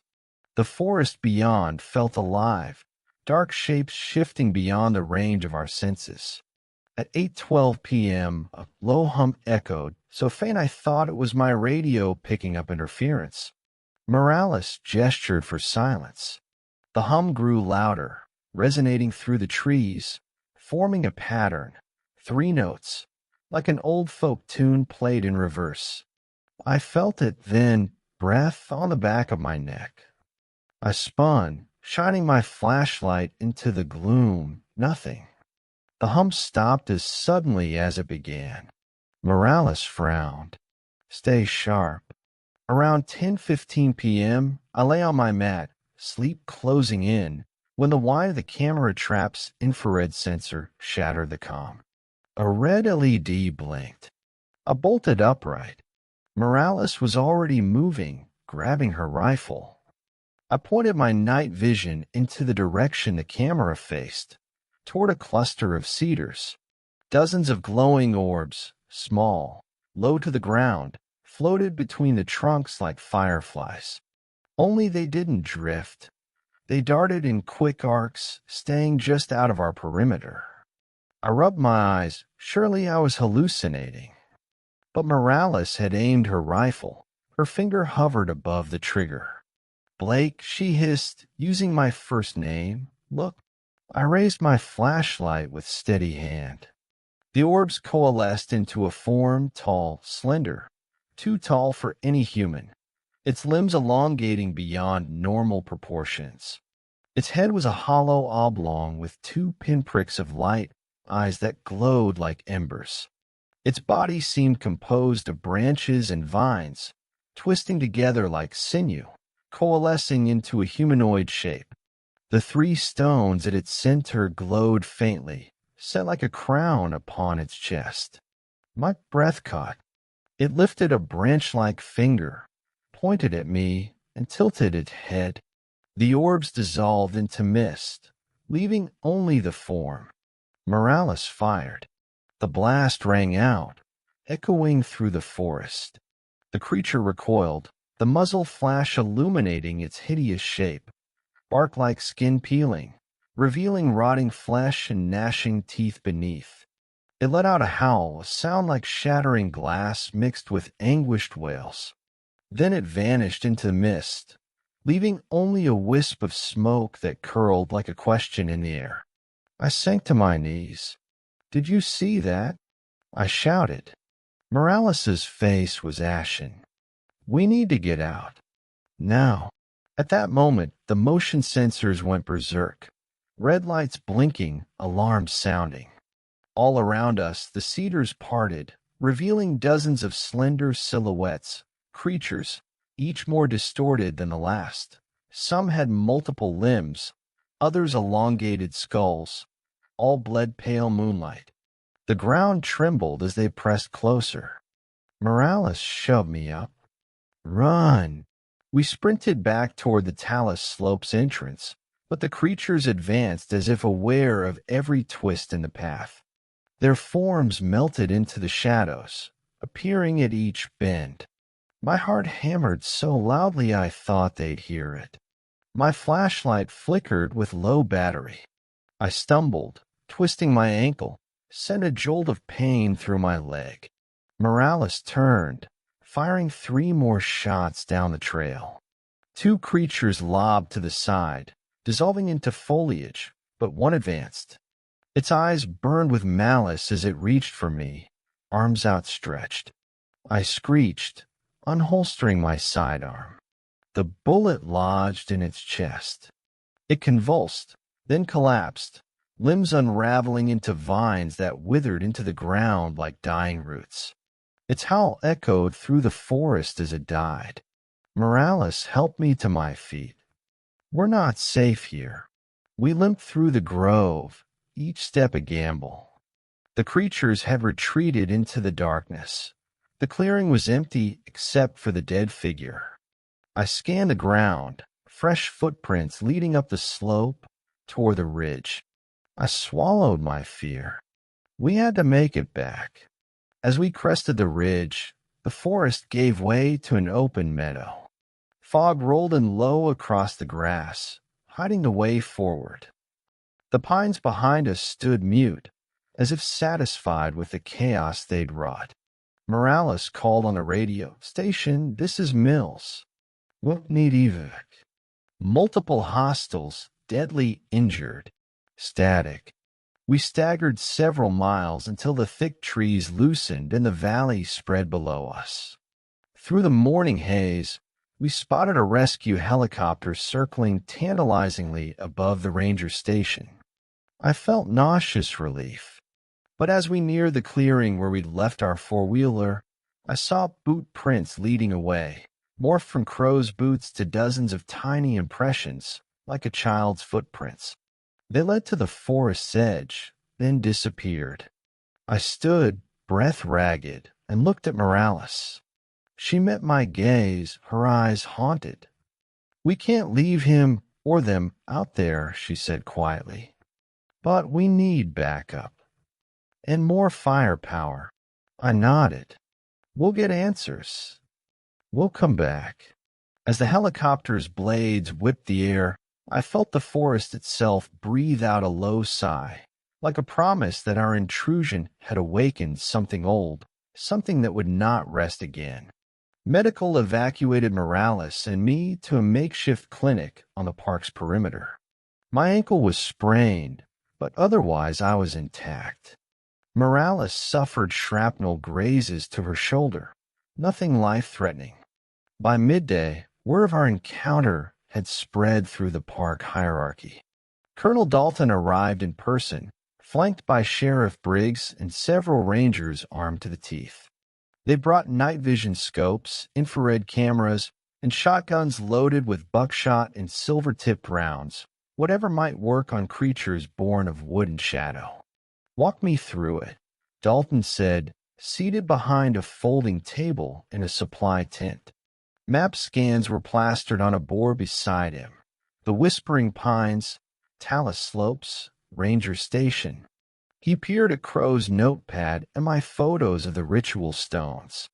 His eyes narrowed. The forest spirits. I thought these were just legends. I recounted every detail. The spirit's emergence, the hush that fell on the woods, the glowing eyes, the rifle shots, Crow's badge and notepad. Morales chimed in, confirming my account. Briggs rubbed his chin. "You're saying these entities used Crow's jacket to lure you in? Planted his badge for you to find?" He shook his head as if disbelieving. "Why now? Why Crow? Why you?" I swallowed. "I don't know. The forest chooses its victims, I guess." Crow went silent after he heard voices. He followed something into the rocks, and so did I. The colonel stood. "We'll send 2 teams tonight, one to stand guard at the ranger station, one to track and engage these creatures. You're both going back out at dusk. We'll monitor the perimeters from there." He fixed Morales and me with a stern gaze. "You two stay together. And don't let the forest separate you." "Understood." We nodded. At that moment, I realized that what lay ahead would be the fight of our lives, if we made it out at all. Thus, August 5th. At 7:15 p.m., Morales and I geared up at the ranger station. Silver-tipped buckshot shells clink in my ammo pouch. My Glock wore an extra magazine. Morales checked her rifle and sidearm, her face drawn. A hush fell as the sun dipped below the ridge. Night crept across the valley like an oil spill. The first search team's 6 rangers spun out in trucks toward the western perimeter to secure the approach to Whispering Pines. The second team's 7 slid toward the eastern slope near the talus. Molina, a park biologist, offered to join us with a handheld EMF reader. He was certain the forest spirits emitted electromagnetic fluctuations. I didn't trust it, but I welcomed any edge. By 8 p.m., we were ascending the trail. Fog crawled across the path, damp beads clinging to my sleeves. The hush was total. No owls, no crickets, no movement except our boots on the path. I felt like an intruder. Molina's EMF reader ticked to life every few seconds. Faint spikes of electromagnetic radiation, then died down. He frowned. They're here. I can feel it. We reached the clearing with a fire ring. The 3 stones from the ritual pattern lay untouched, but 2 of them glowed faintly again, as if reacting to our presence. Morales and I exchanged a look. I radioed in, "Mills here. Confirmed 2 charged stones at clearing. Visual anomaly continues deeper in." Static answered. Darkness thickened. Overhead, the canopy was impenetrable. Our flashlights cut narrow tunnels into the gloom, illuminating twisted roots and decomposing logs. My heart pounded. Crow's badge burned in my pocket. I forced myself forward, Molina trailing behind with the EMF reader. At the talus entrance, we found signs of disturbed earth, footprints, claw marks, broken pine cones. Morales planted 2 tripwire flares along the path leading into the boulder field, rigged to pop and reveal any intruders. She handed me a small camo tape, which I pressed against my uniform, a makeshift identification in case I was separated. Molina snapped photos. We pressed into the boulder maze. Night vision revealed the shapes of the towering stones, mottled gray and green with moss.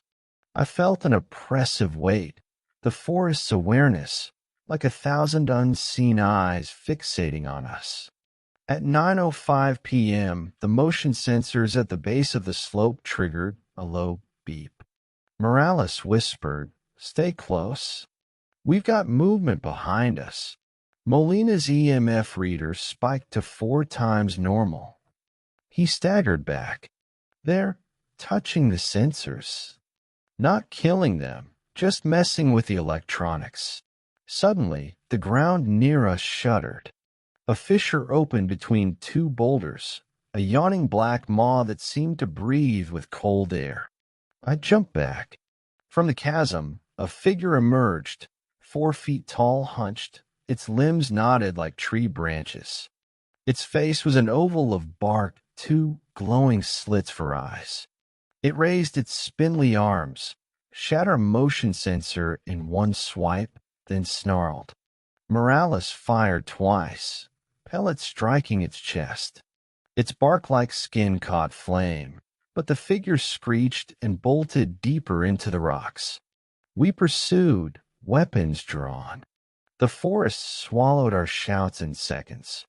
I lost sight of the figure as it slipped into a crevice. Molina snapped photos, images of a humanoid entwined with vines. A heartbeat later, we heard its rasping breath behind us. Molina spun. A branch erupted from the underbrush, whacking his shoulder. He cried out, dropped the EMF reader, and crashed into a boulder. Morales and I fired overhead. Sparks flew as bullets struck stone. My flashlight beam caught several more figures emerging, a dozen at least, inching around the rocks, eyes blazing. They crept like spiders, limbs bending at impossible angles. I sighted one, fired. Its head split open in a spray of wood pulp, falling silent. Another lunge of Morales. She pivoted, shot it in the wrist. Its arm, a tangle of vines, drooped, but its face split into a grin, teeth of bark snapping. It hurled itself at us. I dropped my weapon and sprinted, dragging Molina behind me. Morales covered us, unloading her magazine into the advancing mass. A second figure emerged behind her. She spun, tackled it, and jammed her knife into its head. It wilted, collapsing like timber returning to soil. I scrambled down the slope, Molina's cries echoing as he tried to regain his footing. Two creatures clambered toward us. I kicked a rock at one, sending it crashing against its chest. It howled, staggering back. The other reached out, claws tipping like nails. I fired, the silver-tipped round grazing its cheek. It hissed, backing away. We reached a ledge overlooking the valley. The park station lights flickered below. I pointed. There, help. A spotlight cut across the valley, blind. No escort vehicles came. We'd lost the others. The creatures wailed from below, converging at the talus mouth. I looked at Morales, saw desperation in her eyes. We had to find another way down. Molina clutched his arm, bleeding. I ripped off part of my shirt to bind his wound. Keep going. You're okay, I yelled, though he was pale, shivering. I helped him to his feet as Morales moved beside us, weapon ready. We crept along the ridge's edge, seeking a slope we could descend. The creatures howled from every direction now, their calls merging into a lament of endless longing. The forest seemed alive with movement, branches swaying with no wind, leaves rustling in unnatural patterns.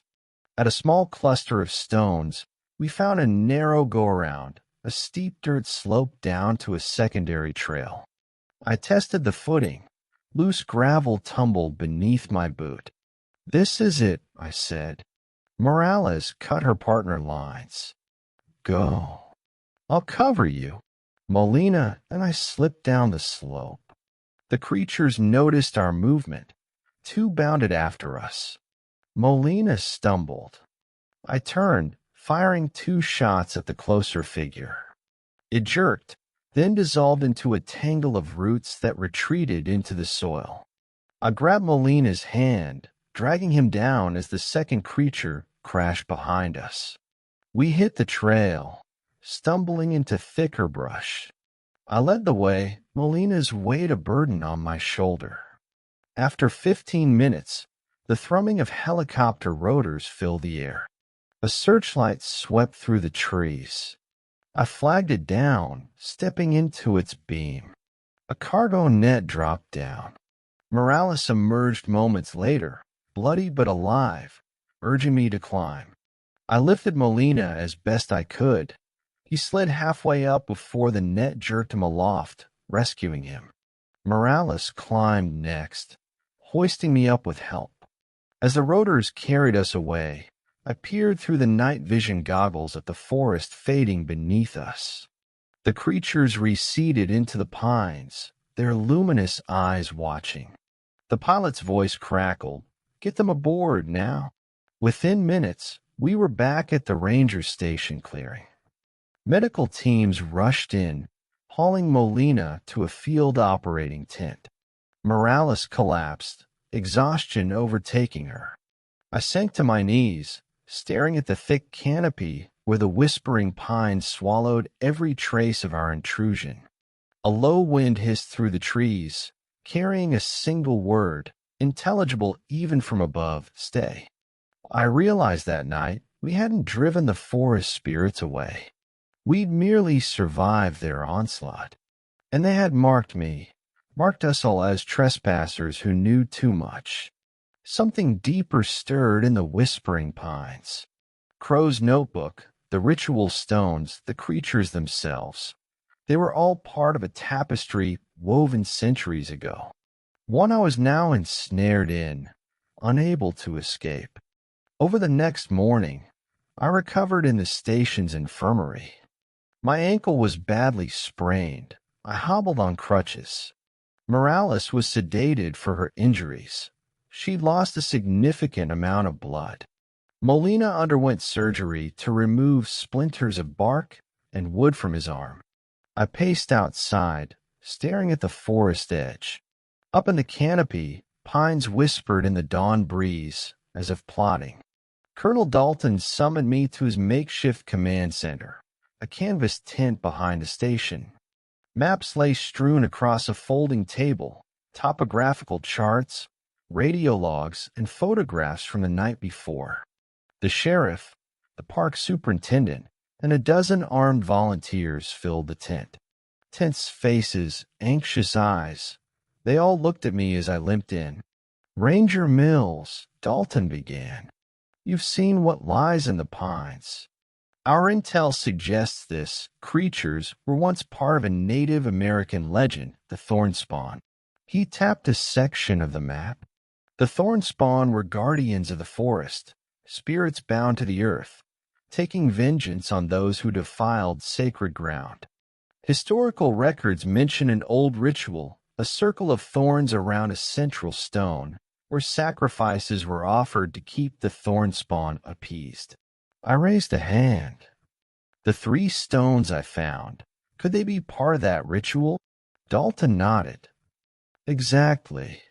Those symbols, moon, X, and lightning, match carvings found on tribal burial stones near Devil's Backbone centuries ago.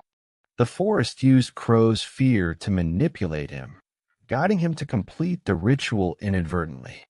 We believe the ritual stones open a gateway, freeing the Thornspawn to roam."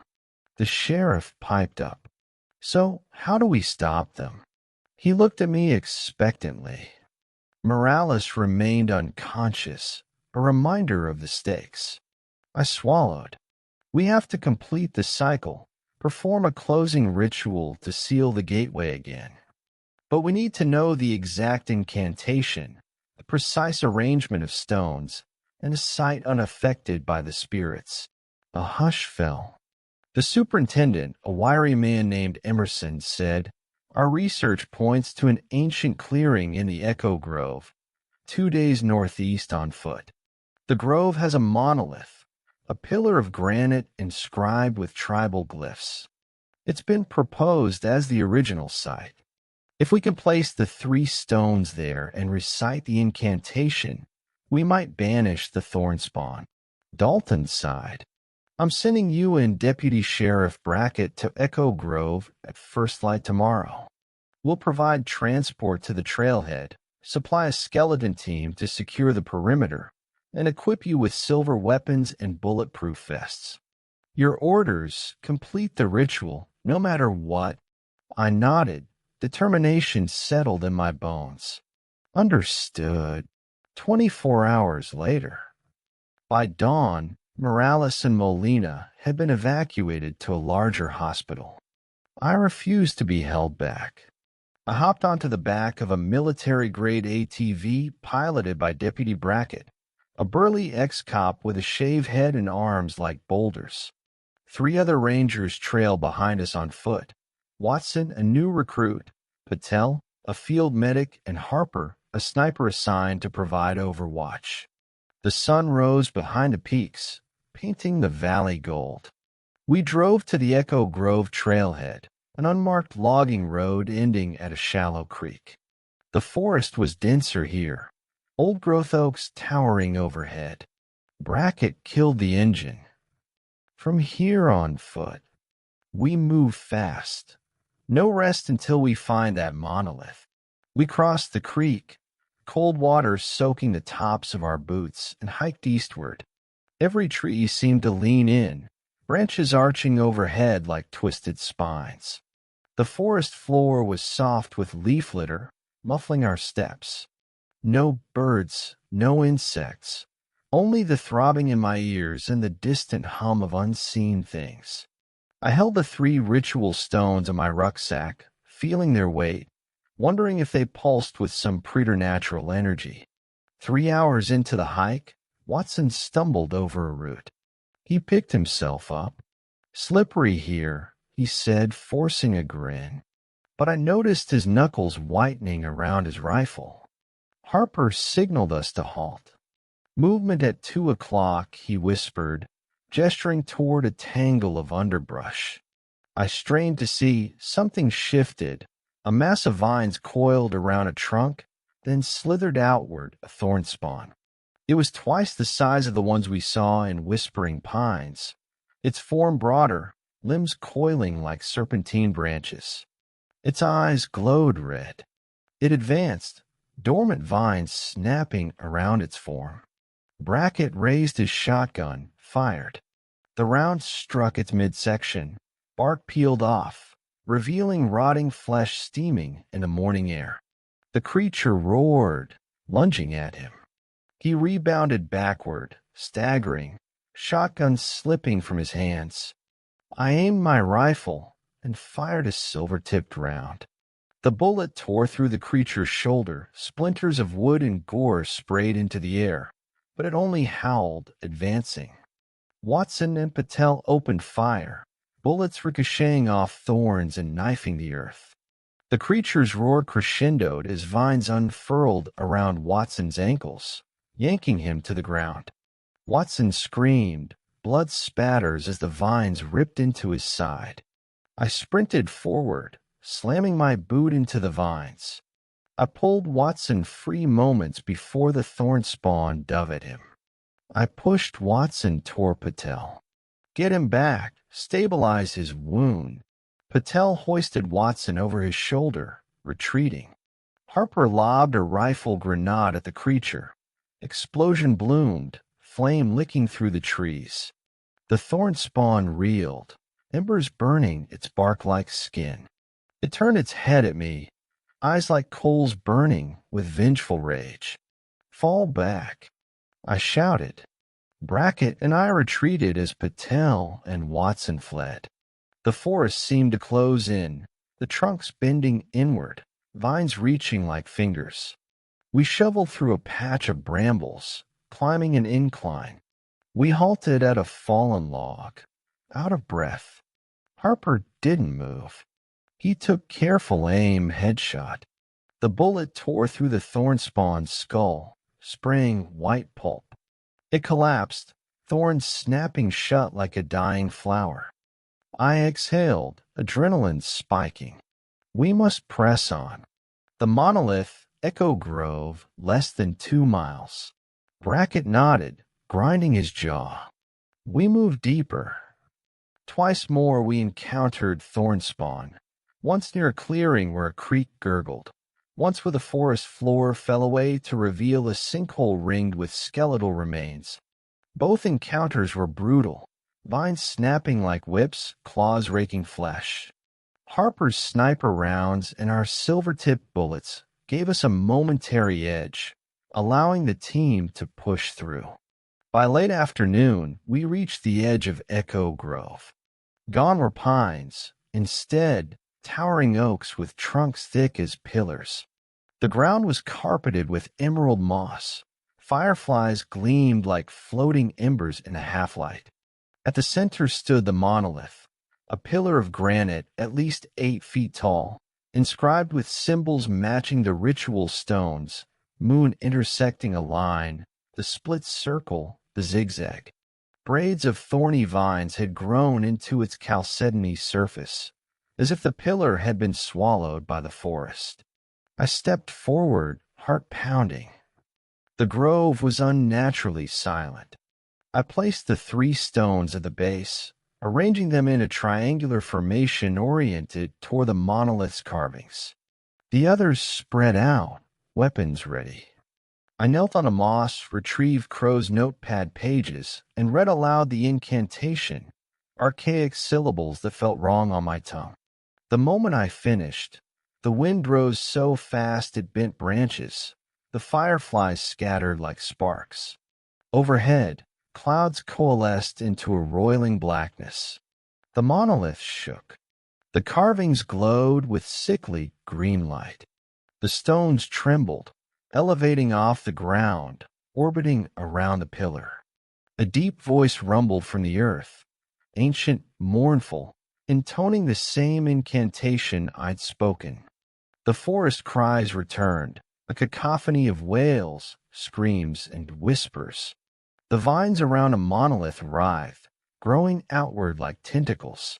Suddenly, a massive spire of vine and bark erupted from the ground, a giant thorn spawn, at least 20 feet tall. Its mouth gaped in a bark-cracked grin, Its eyes were cavernous voids from which pure darkness seeped. It roared, a sound that shook the leaves from the trees. The smaller thorn spawn emerged around the clearing's edge, dozens of them, their eyes glowing in accompaniment. Harper opened fire, but his bullets went wide. The giant thorn spawn rumbled forward, each step cracking the earth. Vines whipped out, ensnaring rangers. Brackett fired shotgun blasts, half-rooted in fear, his rounds merely scattered shards of bark. I exchanged a glance with Morales, who just stumbled into the clearing.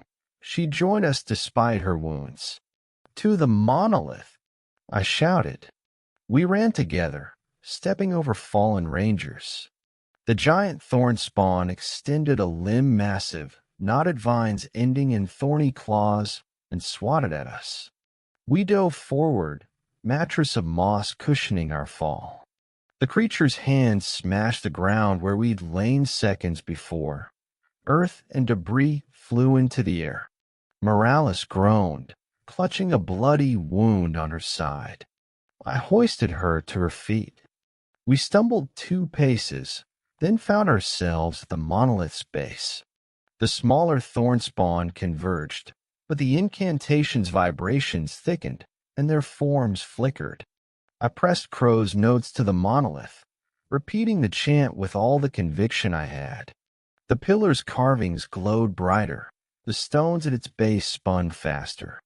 The giant thorn spawn bellowed, a sound of pure fury. Its limbs writhed. It surged toward us. I realized I had to place myself between the giant and the monolith to protect the ritual's core. I turned to Morales. "You finished the chant." "Keep chanting." She nodded, tears in her eyes, and uttered the words, each syllable like a strike hammering the earth. The monolith vibrated, pulsating with emerald light. I squared my shoulders, aiming my Glock at the giant's heart. I fired 5 consecutive rounds, each impact slamming into rotting bark. But the creature's form barely registered it. The orbs in its chest simply glowed brighter with each shot. It took a step toward me, its palm crackling with dark energy that created swirling black gusts, slamming into my chest and knocking me back. I slammed against the pillar, the carvings beneath me glowing with searing heat.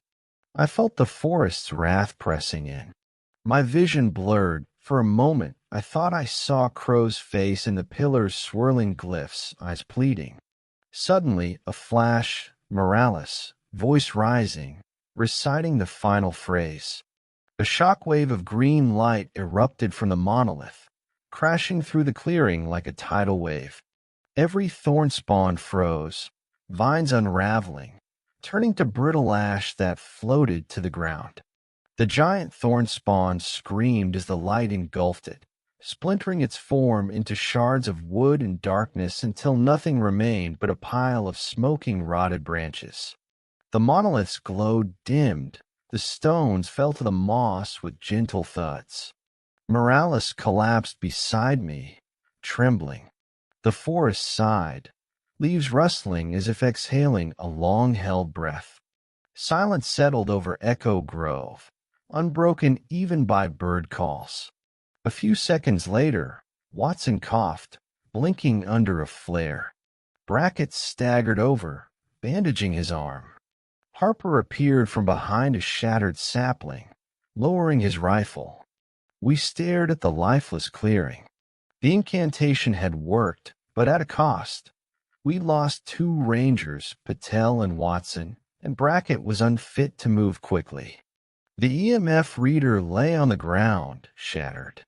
No whispers, no humming, only distant rustling as if the forest was waking.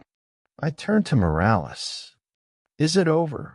She looked at me, hollow-eyed. "I think they've been banished." But something changed. The forest's still watching. I nodded, tears stinging. We gathered the ritual stones, placed them in a lead line box to contain residual energy. We saluted the monolith, now bare except for deep cracks where vines once clung. Before dawn, helicopters evacuated the survivors. I refused medication for my wrist and ankle, insisted on being taken out on my own feet. Echo Grove receded beneath us, the monolith a dark speck in the mist. Back at the ranger station, the hospital tent bustled. Morales, Brackett, and I were debriefed by Colonel Dalton and Sheriff Briggs. Photographs of the monolith and Echo Grove maps circulated. We filed reports, provided medical samples. At night, I sat on the infirmary porch, watching the valley lights flicker, the pine silhouettes against the stars. Morales joined me, her face pale but determined. We did it, but the forest's not the same. Something shifted deeper than before. I nodded. It's like we awakened something else, or sealed something crucial in place of the thorn spawn. Silence settled between us, broken only by an owl's hoot. Brackett sat on the far edge of the porch, wrapping a fresh bandage on his arm. "I'm quitting," he mumbled. "I can't stay here. This place, my soul's still back in those woods." Watson, his wounds healed, paced the clearing, staring at the tree lean. "I hear them calling," he whispered. Nightmares, whispers, my name. Cold dread tickled my spine. "Get rest," I urged. Over the next week, the park sent rangers in pairs to patrol the Whispering Pines and Echo Grove. Reports trickled in. Some saw candles flickering among the oaks. Others heard chanting across still waters. A few felt a presence brush against them in the mist. No further disappearances, but unease reigned. I returned to the Talus Slope in Whispering Pines with Morales, Harper, and a team of 6 rangers. We performed a final sweep. No creatures, no evidence of the thorn spawn. The ritual stones, gone. I believed the forest had reclaimed them, dispersing their power. We buried Crow's badge at the base of the largest boulder, a small cairn of stones as a memorial. We left the notepad and photographs in a sealed box at the Ranger Station archives. Only a select few advised of its location. A month later, I stood alone at the silent stone. The forest lay silent. The sun warmed my face. I closed my eyes and listened. At first, nothing.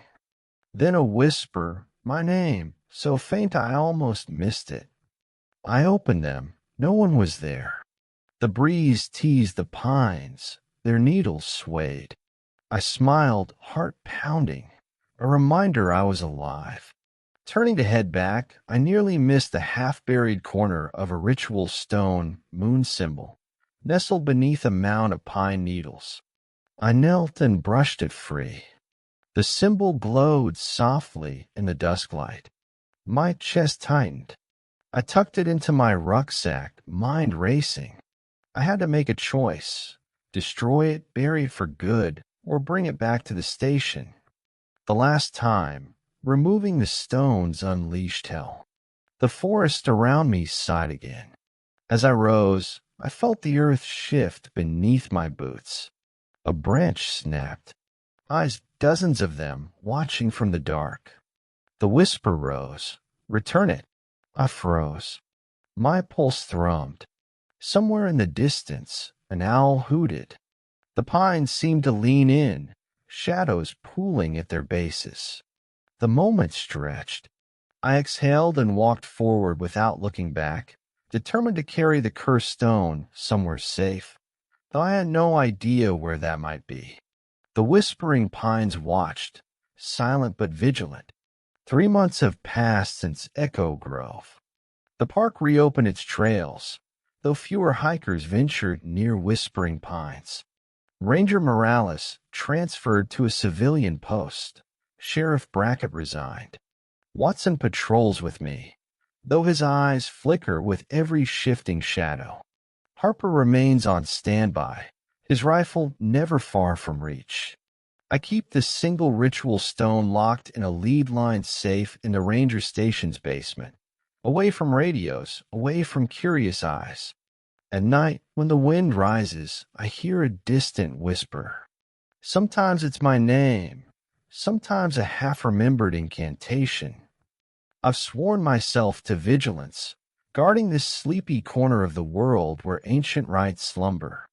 Colonel Dalton retired last month, but not before handing me the key to his personal vault, a leather-bound journal that once belonged to a chief ranger in 1845. Inside are entries about a threat called the Whispering Ones, echoing the Thornspawn legends. Each entry ends with the same warning: beware the forest heart, it never forgets. I have yet to finish reading it.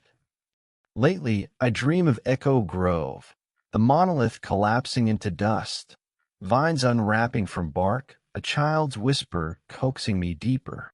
Some nights, I wake drenched, feeling icy tendrils slipping around my ankles. I lie still, knowing if I move, if I open my eyes, the forest will be there, watching, waiting. Devil's Backbone will always be home, but I've learned that some scars never heal. The whispering pines whisper my name for a reason, reminding me that even when we think we've won, the forest retains its memory. And one day, when I'm unprepared, it might demand I return that single stone, its power calling me home, back to where the pines whisper and the forest never truly sleeps.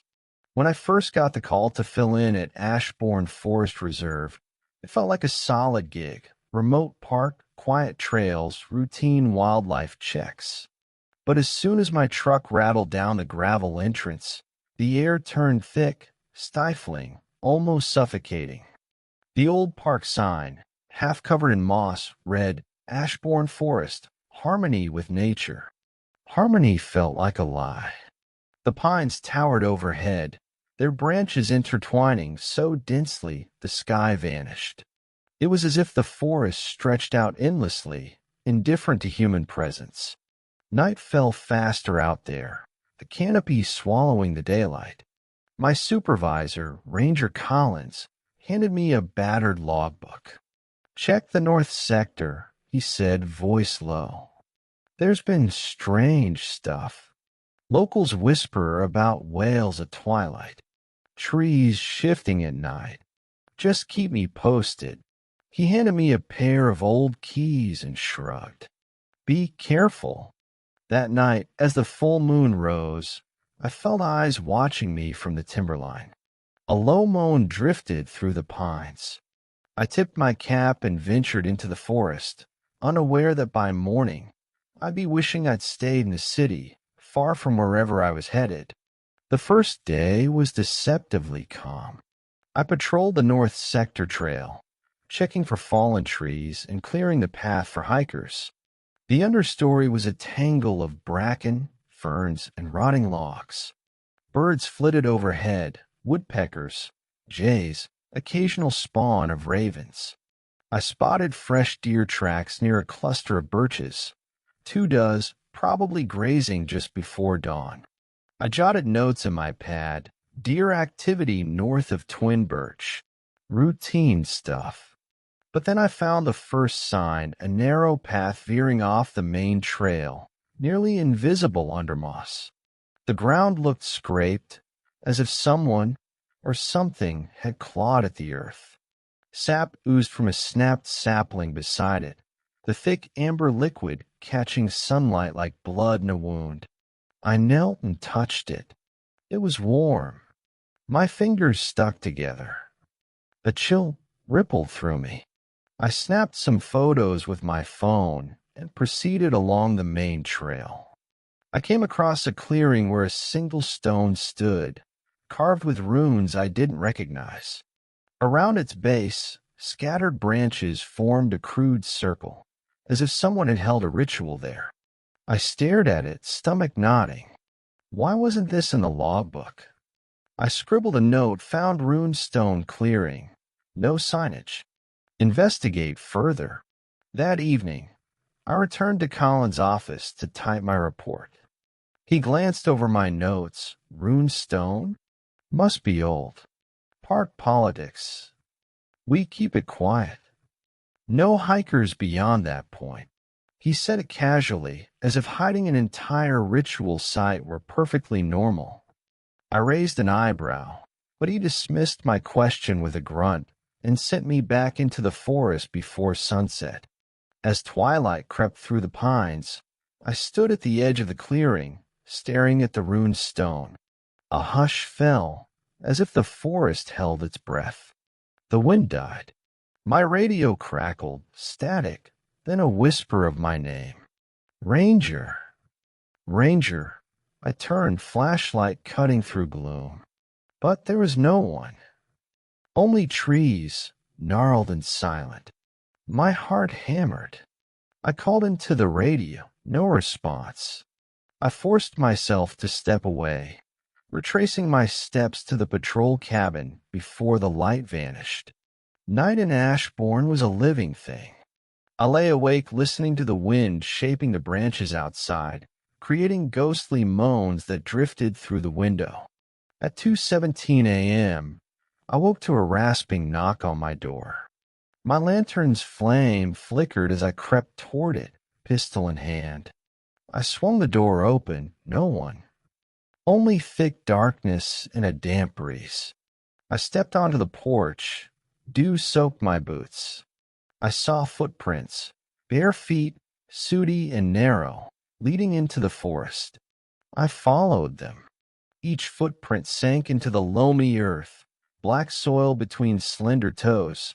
The flesh of the planter's foot was torn, revealing sinew. I swallowed bile. The path led me deeper into the woods, a dim glow guiding me, a patch of luminous fungus rotting on a log. I crouched, studying its eerie glow. Beneath the fungus lay a tiny shrine, animal bones arranged around a broken compass, shards glinting silver. I snapped a picture, heart pounding. That's when I heard it, a cry, like a wounded animal, echoing between the pines. It turned into a wail, human and in pain. My flashlight flickered, then dimmed. Darkness swallowed me.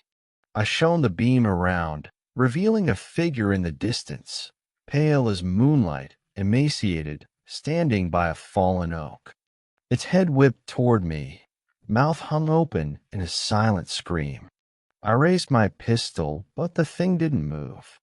Its eyes, if eyes they were, glowed a faint red.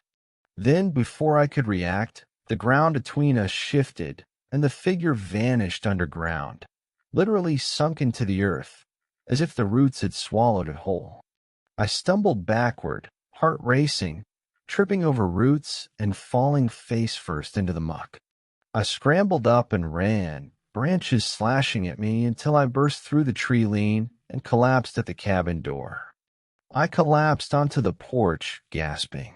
By dawn, I had no memory of how I got back. Only the imprint of those red eyes burned into my mind. The next morning, I emerged pale and shaken. Collins frowned when he saw me. You look like hell. Get some coffee. I tried to speak, but my voice caught. He handed me a mug. Tell me what you saw. I recounted the plight, stifling shakes erupting through my body. He listened, silent, nodding once. This forest, it's old. Some call it cursed. People disappear here. You probably tripped. You didn't see it, I said. A figure, a corpse of a person, sank under the ground. Its eyes glowed. Collins set down his mug. This forest takes. You need to understand that. He slid a folder across the table. Inside, missing person reports, 8 hikers gone in 4 years, all in this sector. He shrugged. We don't advertise. Families move on. I flipped through the dossiers, photos of smiling faces, mostly younger hikers. Dates range from 2018 to 2024. All vanished without a trace. I left his office trembling. Determined to uncover the truth, I spent the afternoon combing park archives for references to the runed stone. I found a faded newspaper clipping from 1910. A local girl accused of witchcraft was burned at the stake near the clearing. Legend said her spirit haunted the forest, twisting it into a trap for wanderers. I read of villagers hearing her screams after midnight, pleading for release. The article ended abruptly with searchers found nothing but soggy footprints and the scent of blood. My skin crawled. I snapped a picture of the clipping and returned to my cabin, hammering brass stakes over windows and doors. I took sleeping pills but lay awake, expecting to see pale limbs creeping through the window, hungry for flesh. At 3:04 a.m., I woke to a thud on the roof, someone walking above me. Heart in my throat, I flipped on the lamp. Silence. A curtain rustled, and for a moment I saw her narrow, ghostly form drifting past the window, head lolling as if deaf to everything but agony. She raised one hand, 6 digits, twisted, and traced a slow line on the glass. I bolted upright, but she was gone. The window was intact, no smudges. I stared at the glass, chest heaving. Something scratched at the pane from the other side, nails scraping wood. I bolted down the stairs, slammed the door, and fled to my truck. I drove away into the black forest, stopping on a brake when I saw footprints step onto the passenger window, bare feet, narrow, blackened. I peeled out of the gravel road, engine roaring, leaving branches scratching along the side of the truck. I didn't stop until I reached the main highway. Ashbourne seemed to haunt my dreams for a week. But duty called, my replacement arrived, and I forced myself to return. I agreed to only work daytime, but as soon as I arrived at the ranger cabin, Collins gave me a map marked Investigation Midnight Spin. He wanted me to stay overnight and check that clearing. I swallowed hard but complied. I had a sense of foreboding, but I needed the money. That night, I geared up, flashlight, extra batteries, pepper spray, a hunting knife, and an old amulet given to me by a tribal elder in my childhood, set to ward off spirits. I left the cabin at 11:50 p.m., my truck's headlights piercing the darkness as I drove down the mile-long trail to the clearing. When I got out, the forest was silent. No wind, no insects. I flicked on my flashlight, making a cone of light on the muddy path. Each breath felt heavy. At the clearing's edge, I paused. The runestone stood tall, carvings dimly visible by my flashlight's beam. The ground inside the circle of branches was torn, as if something had tried to claw its way into the earth. I stepped inside and swept the light around. No footprints, no sign of the figure. But I sensed something like air pressing down on me, awareness pulsing at the edge of my senses. I placed the amulet in my palm and whispered a silent prayer. Keep me safe, I whispered, voice trembling. The wind howled suddenly, swirling fungus spores into my face. I coughed, blinking. In the distance, I heard singing, soft, lilting, childlike. It grew louder, echoing through the trees, calling my name, Ranger.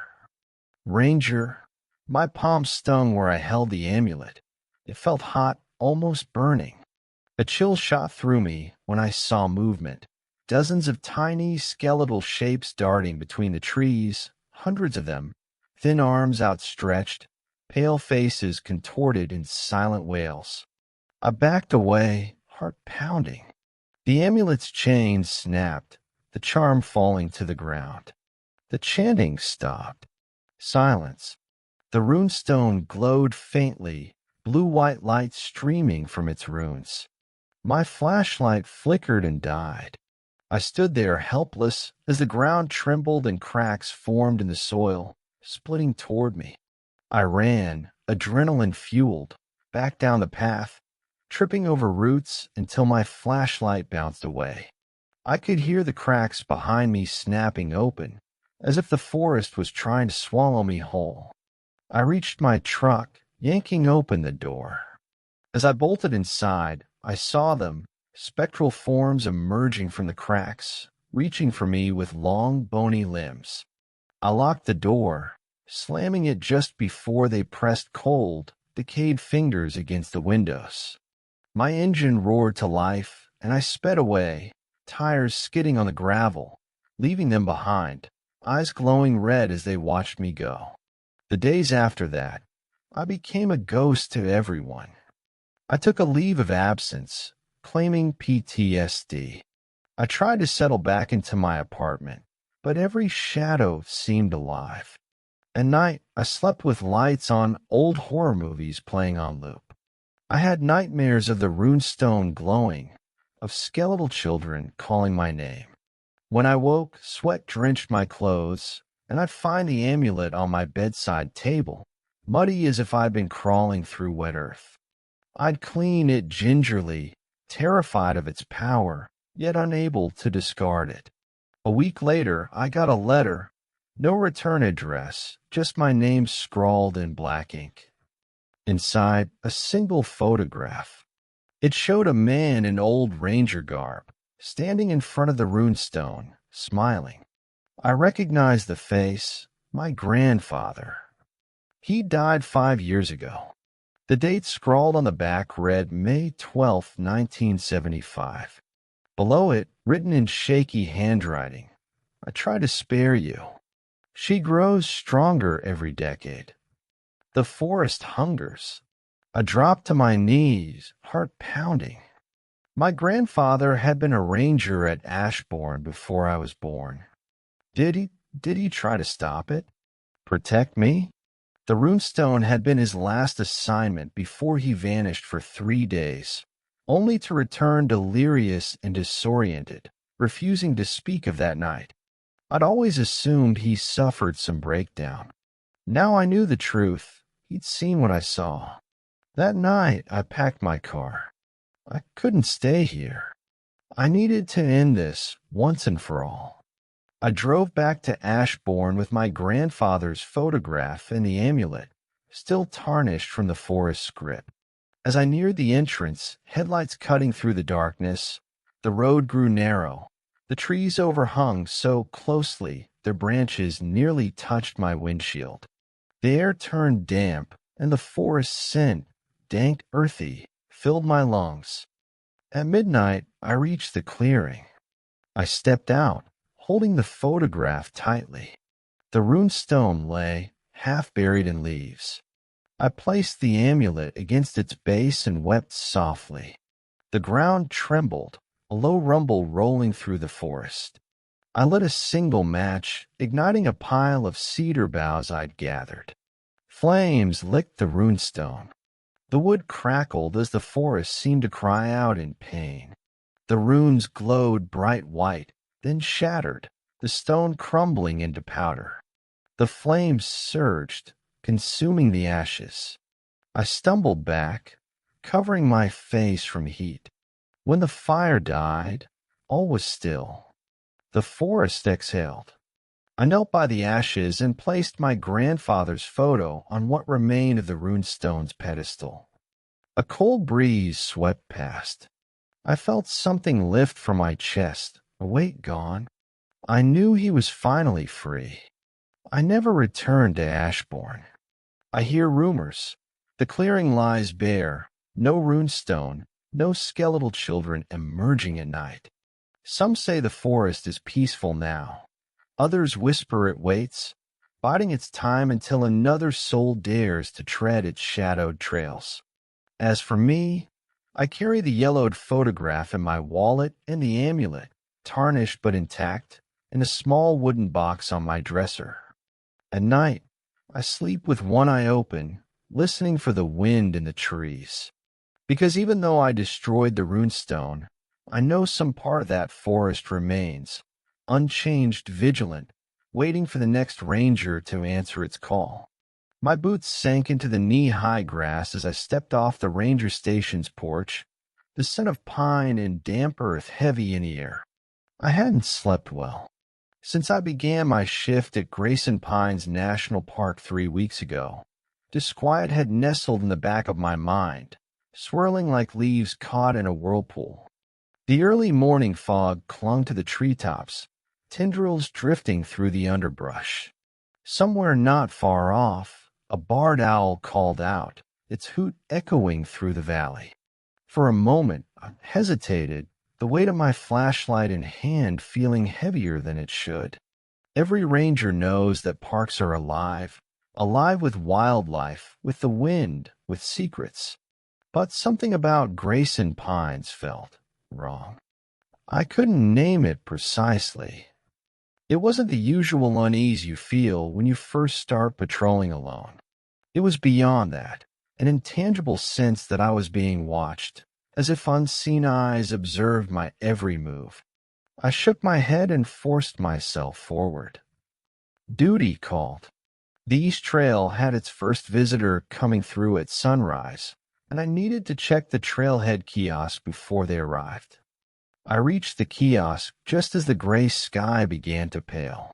The river alongside the trail gurgled softly, its surface smooth as glass. I ran my gloved fingers over the pamphlet rack, ensuring maps were stocked and posted notes updated with the latest bear sighting warnings. A breeze rose, stirring the papers. For a fleeting second, I glimpsed movement in the trees. Just past the edge of the clearing, something dark crouched behind a pine. I blinked, but whatever it was vanished. My heart thumped. "Good morning, Ranger." A voice cut through the quiet. A middle-aged couple ambled toward me, layered in bright cold weather gear. They looked cheerful, but their eyes lingered on the forest's edge as if uneasy. I smiled and handed them trail maps, reminding them to stay on the path and watch for wildlife. They nodded, thanked me, and set off. I watched until their figures were swallowed by the tangle of pines, the gravel crunching under their boots. As I turned back to the kiosk, I noticed fresh footprints imprinting the muddy bank of the nearby creek. No one else had gone that way, not yet this early. The prints were small, like a child's, but the toes clawed the earth almost predator-like. I frowned, but before I could step closer, a low growl reverberated from the darkness of the forest. I spun toward the sound, heart in my throat. Nothing moved. Just trees, indifferent, standing sentinel. I chalked it up to an overactive imagination. Ranger life was lonely. Tension had a way of twisting reality. Still, I scribbled a note in my logbook, investigate prints near creek. Nothing found. Then I locked the kiosk and moved on to the next inspection, the old lookout tower 50 yards uphill. The lookout tower had stood since the park's inception, a relic of simpler times. From its wooden perch, you could see the river winding south and the distant ridge of Hollows Peak. I climbed the narrow staircase, each step creaking under my weight. The sun lifted behind the mountains, scattering golden light through the canopy. At the top, I scanned with binoculars. No hikers on the ridge trail, no elk downslope. Nothing unusual. I was about to descend when movement caught my eye. A figure, tall, lanky, slipped between the trees near the riverbank. I adjusted the focus. The figure wore a hooded jacket, face obscured in shadow. My skin prickled. Anyone wandering so early and unconcerned with signage could mean trouble, poachers, or someone lost. I clipped my walkie-talkie to my belt and headed down. On the ground, I followed the faint footprints through the damp soil, moving carefully so as not to muddy them further. The footprints led me to the river's edge, except they abruptly stopped. No sign of where the person had gone. The riverbank was overgrown. I peered into the brush. That's when I heard it, a rustling low and deliberate, like something dragging itself through the leaves. I aimed my flashlight into the darkness. At first, there was nothing. Then, just for a second, I thought I saw pale skin, slicked with moss, peeking from under a low-hanging branch. I raised my flashlight higher, then lower, nothing. Only bark, curling leaves, and that relentless rustle. I swallowed and called into my radio. Base, this is Ranger Hayes. Possible trespasser near Riverbank, Sector 3. I'll investigate. No reply, dead air. The radio had been spotty since yesterday's storm. I stepped closer to the brush, heart pounding, hand hovering near my pepper spray. My boots snagged on something, a glove? A single heavy leather glove, splotched with dark stains, lay half buried in mud. I picked it up, glancing around. The rustling ceased. The forest fell silent, as if holding its breath. And then behind me, I heard it, footsteps, but not just mine. Someone or something walking parallel to the river, mere yards away, staying in the shadows. I spun, pointing my flashlight upstream. The beam carved a path through the trees, but could not penetrate the thickness of shadows. And then a pair of eyes reflecting amber light at me. I froze, heart lodged in my throat. They were low to the ground. Animal eyes? Bear? No. They were too close together, too level. Something crouched behind a fallen log, watching me. Ah, I'm a ranger, I called out, voice shaking.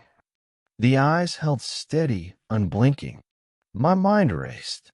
Bears usually huffed or mauled, not stared. A voice thin, distant, whispered my name, barely audible over the pounding of my heart. Hayes, my breath caught. I had never heard anyone call my name out here. I stepped backward, glove clenched in my sweaty hand. My foot hit a rotten branch. It snapped. The creature, or person, bolted. The leaves snapped, twigs broke, and then the thing vanished downriver. Silence washed over me. I remained frozen for moments. Then reason took over. I radioed, Base, I'm heading back to station. Found a lone glove. No sign of intruder. All clear. No confirmation. I sheathed the pepper spray and turned back. As I climbed the slope toward the ranger station, the forest seemed to breathe around me. Each exhale of wind sounded like a sigh, a prayer, a warning. I arrived breathless and spent. I logged the glove as evidence. Leather glove, possible trespasser. No further sign. Then I locked the door and tried to push away the memory of amber eyes in the underbrush. That night, sleep did not come. I lay restless in my bunk, aware of every creak in the floor, every sigh of wind against the wooden walls. Around midnight, I jolted awake to the double click of the station's front door lock. Someone was there. My breath froze. I sat up, heart racing, hand brushing the pistol at my side. The door swung open. A tall silhouette filled the doorway, hooded and passive. I lunged to the floorboard and grabbed my Glock. Who's there? My voice cracked. I brought the pistol up, aiming at the dark figure. It lifted a hand and stepped under the dim porch light. I looked closer. No, not a person. A man-shaped creature, limbs elongated, skin grayish, mottled, as if rotted under moss and mold. Its eyes were black, soulless. The hush of night swallowed my startled cry. I squeezed the trigger. The shot echoed through the clearing, ricocheting off trees. The figure jerked, head tilted unnaturally, then collapsed on the porch with a dry crack. I stared in horror. The creature lay motionless, yet not quite dead. A thin line of dark fluid seeped from where the bullet hit its temple. I approached tentatively, flashlight trembling. Its skin was cold and clammy, texture like decaying bark. I recognized the leather glove on its wrist, the one I'd found by the creek earlier. My stomach churned. I dropped the pistol and stumbled backward, retching. A voice, my own, or so I thought, echoed in my mind, "Protect the forest." The creature's jaw moved, low and raspy. Not a whisper, but a thought forced into my skull. It repeated, "Protect the forest." My vision blazed with pain. I clutched my temples, stumbling away. The creature's body convulsed spasmodically, then lay still. I bolted inside, locked the door, and dialed for help, fire department, backup, anything. But the line was dead. My radio hissed static. I spent the rest of the night barricaded behind my desk, flashlight in hand, listening for any movement outside. Every snap, every rustle set me heart pounding. Dawn came at last, gray and shaky. I peered out the window. No sign of the creature. No footprints in the grass. I wanted to believe I had hallucinated things in the dark. But the bullet impact, the glove, the voice in my head, they were all too real. I called in sick, claiming exhaustion. The unnerving sense of being watched, the dead thing on my porch, the messages, it was too much. My shift had only just begun, and I already doubted my sanity. I packed my bag and left, planning to take a week off. I needed distance, clarity. But as I drove away, headlights cutting through the early haze, I saw it once more, that lanky silhouette at the tree lean, hooded and silent, watching me go. 5 days later, despite my fear, I returned. I apologized to my supervisor, who warned me to be cautious and suggested I patrol only during daylight for now. I agreed, though trepidation churned in my gut. The station was eerily quiet, even during the day. I stocked up on batteries, extra flashlights, pepper spray, and a new box of shotgun shells. By afternoon, I was back on patrol. The memory of the dark figure haunted every shadow. I approached the riverbank where that creature had collapsed. The spot was boarded off now, caution tape fluttering in the wind. Beyond the tape, the mud was dry. The imprints of the creature's body, visible that night, were gone. Only small footprints remained near the creek, human-sized, bare feet. No visible toes, just smears where the skin had been torn away, as if whatever walked had no flesh on its feet. I shivered and moved on. Later that day, hikers reported their dog missing near Whispering Falls. I led a small search party down the trail that followed the creek to the falls. The path took me past the densest grove of evergreens in the park, an area locals called Dead Man's Pine, so named for the legend of a logger who vanished there almost a century ago. The older rangers avoided it, but that afternoon I trudged through shoulder-high ferns, the sun dimmed by the thick canopy. At the base of the falls, the dog was nowhere to be found. We searched riverbanks, hollows, calling its name, nothing. As evening shadows lengthened, I waited by the falls alone, telling the others to circle back if they found any sign. The falls roared, mist fine and wet against my face. Suddenly, I heard a guttural growl from behind me, deep and resonant. I spun, flashlight sweeping across the slick rocks. Nothing but spray. The growl came again, louder, vibrating in my chest. My blood ran cold. Then I saw movement in the water. A figure, half submerged, dragged the dog's collar under the torrent. I lunged to grab it, but the water pulled it under, snapping it from my fingers. I scrambled backward, heart thunderous. The stony cliff faced me, sheer, damp, nearly impossible to ascend. Behind me, the forest, a tangled labyrinth. I was trapped. I called into the radio base, hiker's dog missing at Whispering Falls. Possible animal in water, need backup. But static hissed back. The growl came once more. I groped for my shotgun and fired 2 warning shots into the air. The deafening crack reverberated. The growls stopped. For a long moment, everything was still. Then I heard a voice, flat, monotone male, wafting through the canyon. "You should not have come back." It wasn't a shout, but a voice that reverberated through the air and through my mind. I shook my head, trying to clear it, and bolted up the rocky slope. Slipping on wet stones, I nearly fell, but scrambled back and moved into the forest. The search party returned minutes later, too late. I was shaking uncontrollably, unable to articulate what had happened. We left for the station as darkness fell. That night, I dreamed of dead trees whispering my name. I woke with a start to the station door rattling. My heart slammed against my ribs. I grabbed my pistol and flashlight, creeping toward the door.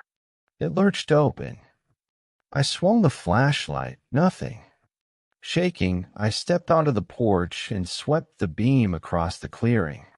My radio lay on the ground, static crackling. I picked it up, Hayes. Hayes. The voice was the same as before, exhaling my name, pulling at my resolve. I dropped the radio and turned to run back inside, but a hand shot out from the darkness and clamped over my mouth. I struggled, flashlight spinning to reveal the creature's gaunt face pressed against mine, cold, gray, eyes black as tar. It whispered in my ear, "Protect the forest. Let it be free." The words echoed inside my skull. I tried to pull away, but it held tight. Then the dawn's light shattered the forest. The creature recoiled as if scorched and let me go. I tumbled back into the doorway, slamming the door and turning the lock. I dropped my flashlight and backed away. The sliding glass window to the side caught my eye, something scribbled on the pane in droplets of sap. "Don't leave." My breath ragged, I crawled to the window, trying to wipe it off, but as I touched the sap, a searing pain shot through my fingertips, like they'd been branded. I let go with a cry, stumbling backward. My flashlight lay on the floor, and I reached for it, trembling. I shined the beam on the door, nothing. I radioed the supervisor. "I can't stay here. Something's wrong. I'm leaving." But no response. I grabbed my pack, threw in my essentials, and drove out before the sun even topped the trees. Now I'm home, back in my small apartment miles from Grayson Pines. But sleep eludes me. Almost every night I see its face in darkness, gray skin, black eyes whispering my name. The sap brand on my finger pulses with pain and memory.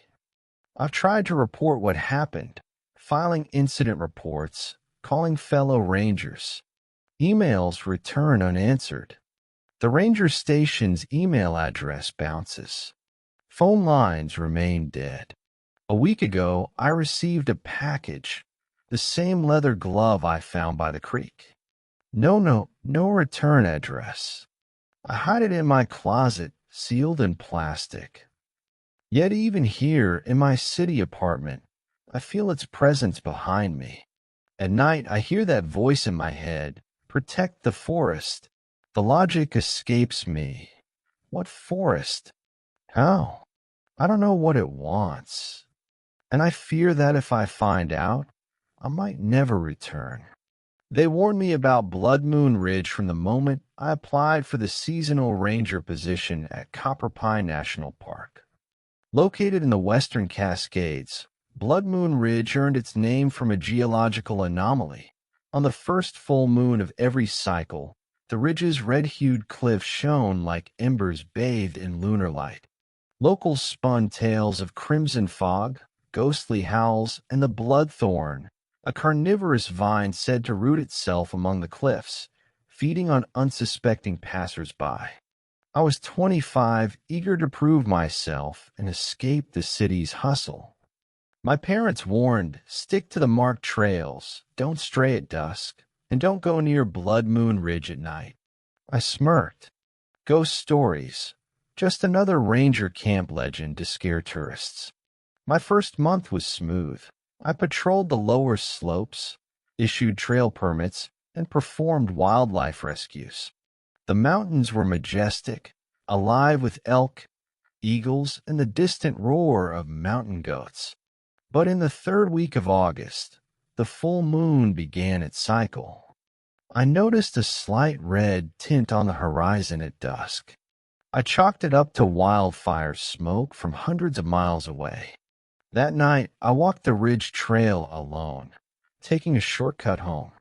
The moon, 3/4 full, cast a copper glow. I felt wrong. Each rock face glinted red. Shadows danced like bodies just out of sight. I heard a soft humming, musical, hypnotic, coming from the undergrowth. I froze. The crimson hue intensified. Behind me, a whisper, "Stay." I spun. No one there. My footsteps echoed unnaturally in the chill mountain air. I sprinted, heart pounding, and reached my cabin at the trail's end, gasping. The humming faded, but the echo remained soon. I realized that night, Blood Moon Ridge wasn't haunted by ordinary ghosts. It had a hunger all its own. And if I didn't heed the warnings, it would claim me and anyone who wandered too late. The next morning, I reported the incident to Ranger Chief Granger, a grizzled 30-year veteran. "You're not the first to sense something off," he said, eyes weary. "But no one's gone missing in a decade. Just unexplained footage, faint screams on two-way radios, fringe sightings. We chalk it up to altitude sickness, hallucinations." He tapped a file labeled Blood Moon Ridge, closed at dusk. "Stay off that ridge after dark. Inform hikers." No BS. I nodded. The station's walls were plastered with maps and wildlife photos, none of them depicting the ridge after sundown. I spent the day hanging notices, "Trail closed at 6 p.m. for your safety." I'd revisit the ridge at dawn. Rational, daylight investigation. At 4:15 p.m., I drove my ATV to a ridge overlook. The mountain air was crisp, cold even for August. The sky, a deep azure, held no hint of red. I set up a motion camera on a gnarled pine overlooking a ravine.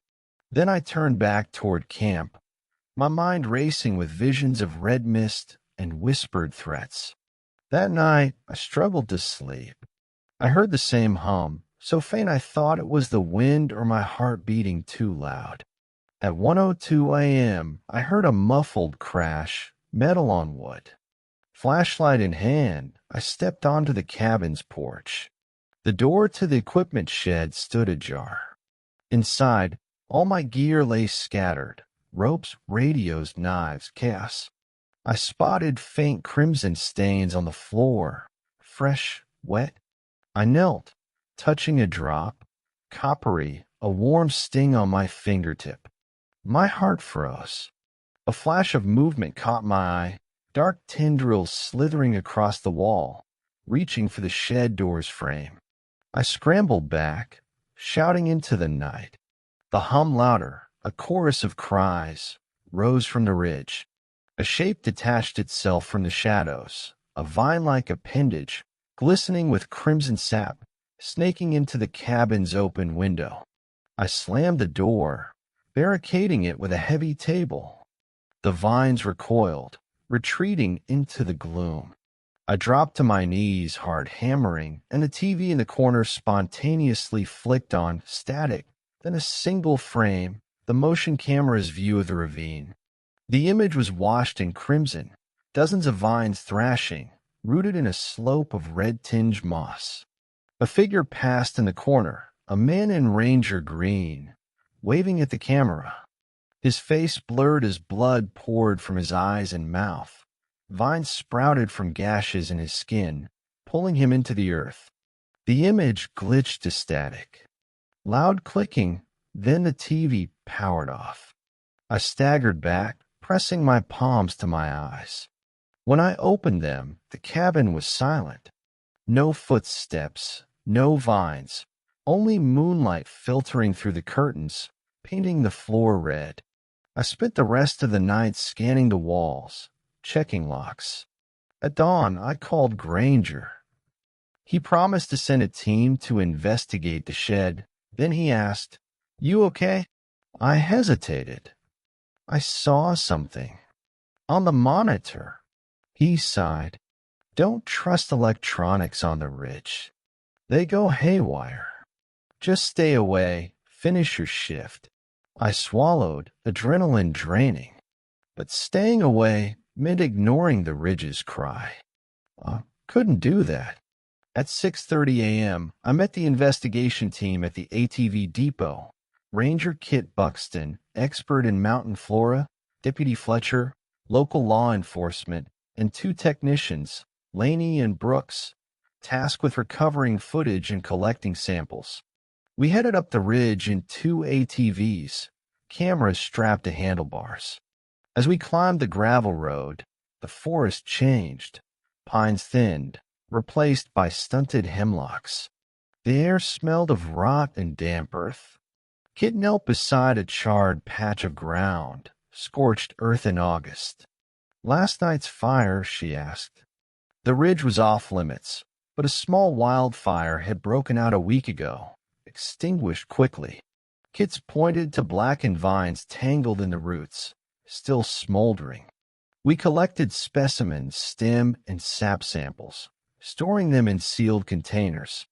As we approached the motion camera site, the ravine looked normal, an empty maw in the ridge, spindly trees growing along its edge.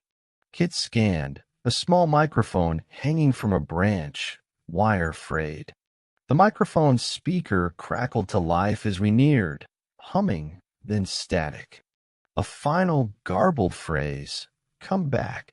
We followed the ATV tracks onward, noting fresh deep gouges, scratch marks in the dirt made by vines, cutting across the trail. Brooks snapped photos. Fletcher frowned. "Pull over. Check out that ledge up there." Up the slope, a boulder jutted, stained crimson, like blood trickling down rock. Kit examined the smear, plant sap, thick and viscous, resembling red paint. I tasted a drop, bitter, acrid, nothing like sap. As we ascended to the camera, the wind rose. Laney unhooked the motion camera, wiping frost from the lens. The display flickered, twisted vines, a low-angle shot of the ravine, a momentary glimpse of a human face, distorted, eyes unseeing, mouth agape. Laney's breath curled in the frigid air, trembling fingers pressing a button. The display glitched to a new frame, a vine whipping across the camera, knocking it downward, guided deeper into the ravine's mouth. Laney dropped the camera, backing away. That didn't record me picking it up. It recorded something after. She swallowed, face pale. We turned to leave, but the trail had shifted. The ridge's trees had moved like pieces of a puzzle. What was once a gentle bend, now a sheer cliff. We realized we walked in circles. Fletcher tried to hone a GPS reading, but his handheld failed. No signal. The surrounding peaks intercepted all signals. Panic welled. Kit raised her voice. "Remember the legend, on the blood moon, the vines reshape the slopes. Only on the next moon can the paths normalize." I swallowed, dread in my bones. Laney scanned the trees. "We're trapped." Hours passed. The wind viciously slammed our faces, depositing sleet that stung like needles. At noon, we finally found an outcrop leading to a goat trail descending the ridge. We boarded the ATVs, engines whining. Fletcher tested his radio static. We sped downward through swirling red mist that clung to our tires. The ground twisted. ATVs nearly toppled. At the parking area, with legs shaking, we realized we were just above the lower camp. 6 bodies lay sprawled. Rangers, 2 months missing, presumed lost. Their uniforms uniform, boots intact, faces upturned toward the sky, eyes dead, lips stained dark red. No wounds. Kit staggered forward. She checked their necks. No cause of death. I wrenched my gaze away, sweat stinging even with cold. Laney snapped photos. Fletcher called for medics. Paramedics hastily cover bodies with sheets. We loaded footage and samples into SUVs, abandoning ATVs. I watched as the ridge's slopes rolled by, no humans in sight. The gear hummed with static, uncertainty in every pulse. Back at the station, we convened an emergency briefing. Superintendent Winslow looked grave. 2 teams gone missing, 6 found dead. This is beyond your average bear attack. We need to evacuate all informal camps, halt all trail work, tighten radio protocols. How do we contain this vine? She met my gaze. Mills, what do you propose? I hesitated. I think these vines, bloodthorn, aren't ordinary plants. They're sentient, reshaping the ridge, hunting at night. There's an old tribal legend, Klamath, I believe, mentioning a ritual of the red to burn the thorn's heart. A sacrificial bonfire at the ridge's summit on a blood moon. Only by offering its own life might the spirit be bound. A ranger scoffed. You're saying we make a pyre and cut the vines? I nodded. But we'll need permission and volunteers. Winslow shook her head, fingers steepled. We can't sacrifice lives, too many missing already. She turned to the sheriff, who shook his head. My heart pounded. If we didn't act, more lives would be lost. I spoke up. I'll do it. I'll perform the ritual. Silence. Hayes's voice trembled. You'll risk. I met his gaze. I'm asking for volunteers. I'll lead. We do this correctly, this once, and the vine's curse ends. Kit placed a hand on my shoulder. I'll go with you. Fletcher and Hayes exchanged glances. Hayes swallowed. I'll help. Whatever needs done. With heavy hearts, we prepared. The summit at Blood Moon Ridge was accessible via a steep service path. We packed torches, fuel canisters, holy water blessed by a tribal elder, 2 goats as offerings per legend, cameras, and a single medical kit. Rangers blocked off the lower slopes. Dusk was at 7:45 p.m. At 7 p.m., Kit, Hayes, and I reached the summit clearing, a broad plateau ringed by jagged cliffs. The full moon rose behind us, bathing the world in an eerie red glow. We saw them, hundreds of thorny vines crawling toward us, sinews rippling like living things. Their leaves glistened crimson in the moonlight. Kit checked her camera. We'll have enough footage for the archives. Hayes knelt, sprinkling holy water in a circle. The vines recoiled from the water, sibilant hissing echoing like venom spat upon stone. I arranged logs in a pyramid at the clearing's center, kindling interlaced with sage and goat fat. The goats bleated. I patted their flanks. In their eyes, they saw the moon's reflection. I whispered to them, I'm so sorry. They bleated. I kissed their heads. As the moon climbed, the vines slithered closer, coiling around boulders, wrapping themselves around stumps, and in a sweeping motion, they formed a circle around the clearing. My heart thundered as I struck a match. The torch flared, igniting the logs with a roar. Flames danced upward, blue at first, then orange. The goats were released, bound with leather tethers, hobbled a few paces from the pyre. They circled the fire, bleeding in terror. The vines recoiled, agitated, hissing. I kneeled and began the incantation, old Klamath words I'd studied. By blood and bone, the spirit releases. In fire's embrace, the thorn's hunger ceases. Return to the earth, let nature reclaim. By flame and sacrifice, be bound in name. My voice rang across the cliffs. The vines rose upright, towering at 10 feet. Their tips merged, forming a living arch overhead, a door to crimson heaven. The goats stopped bleeding, their bodies writhing as vines slithered across them, feeding. Their screams echoed as they drained, transforming into new vines sprouting from the ground. I looked away, choking back tears. Hayes fired a silver-tipped round into one vine. It ricocheted off, embedding in a boulder. The moonlight glinted from its tip, reflected emerald. The vine recoiled as if struck by lightning. Flames seized the vines at the pyro's base. They hissed and melted, the sound like disembodied screams. The goats' bodies lay at the edge of the blaze, skeletal outlines faintly illuminated. Their sacrifice fed the fire with life's essence. I wept, voice shaking, and continued reciting the chant. The fire roared, consuming logs, vines, and the earth's crust. Spirit energy surged through the flames.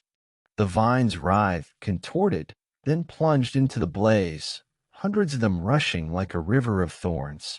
At last, the flames erupted in a final column of red, green, and blue, skyrocketing into the moonlit sky. A shockwave blasted across the summit, force that knocked me off my knees. I closed my eyes, heat searing my face. The ground trembled, the moon swirled red clouds overhead, then cracked like a dying drum. When I opened my eyes, the vines were ash, dissipating into dust. The goats gone. Only logs remained charred. The pyre collapsed into a shallow grave, smoldering. The moon shone pure white, no trace of crimson. Kit, standing at the clearing's edge, snapped photos. Hayes held me as I wept. The forest exhaled, leaves rustling like applause. My hands trembled as I extinguished the final embers. We sank to the ground, staring at the pale moon. All was silent. No hum, no hissing. The mountain air felt crisp, pure. Exhausted, we descended the ridge at dawn. Helicopters hovered overhead, cherry-tinted light painting the cliffs. Rangers hailed us, cheering at the summit. The vine's tendrils collapsed lifeless, the path's distortion undone. Survey drones recorded the summit's transformation, no sign of vines regrowing.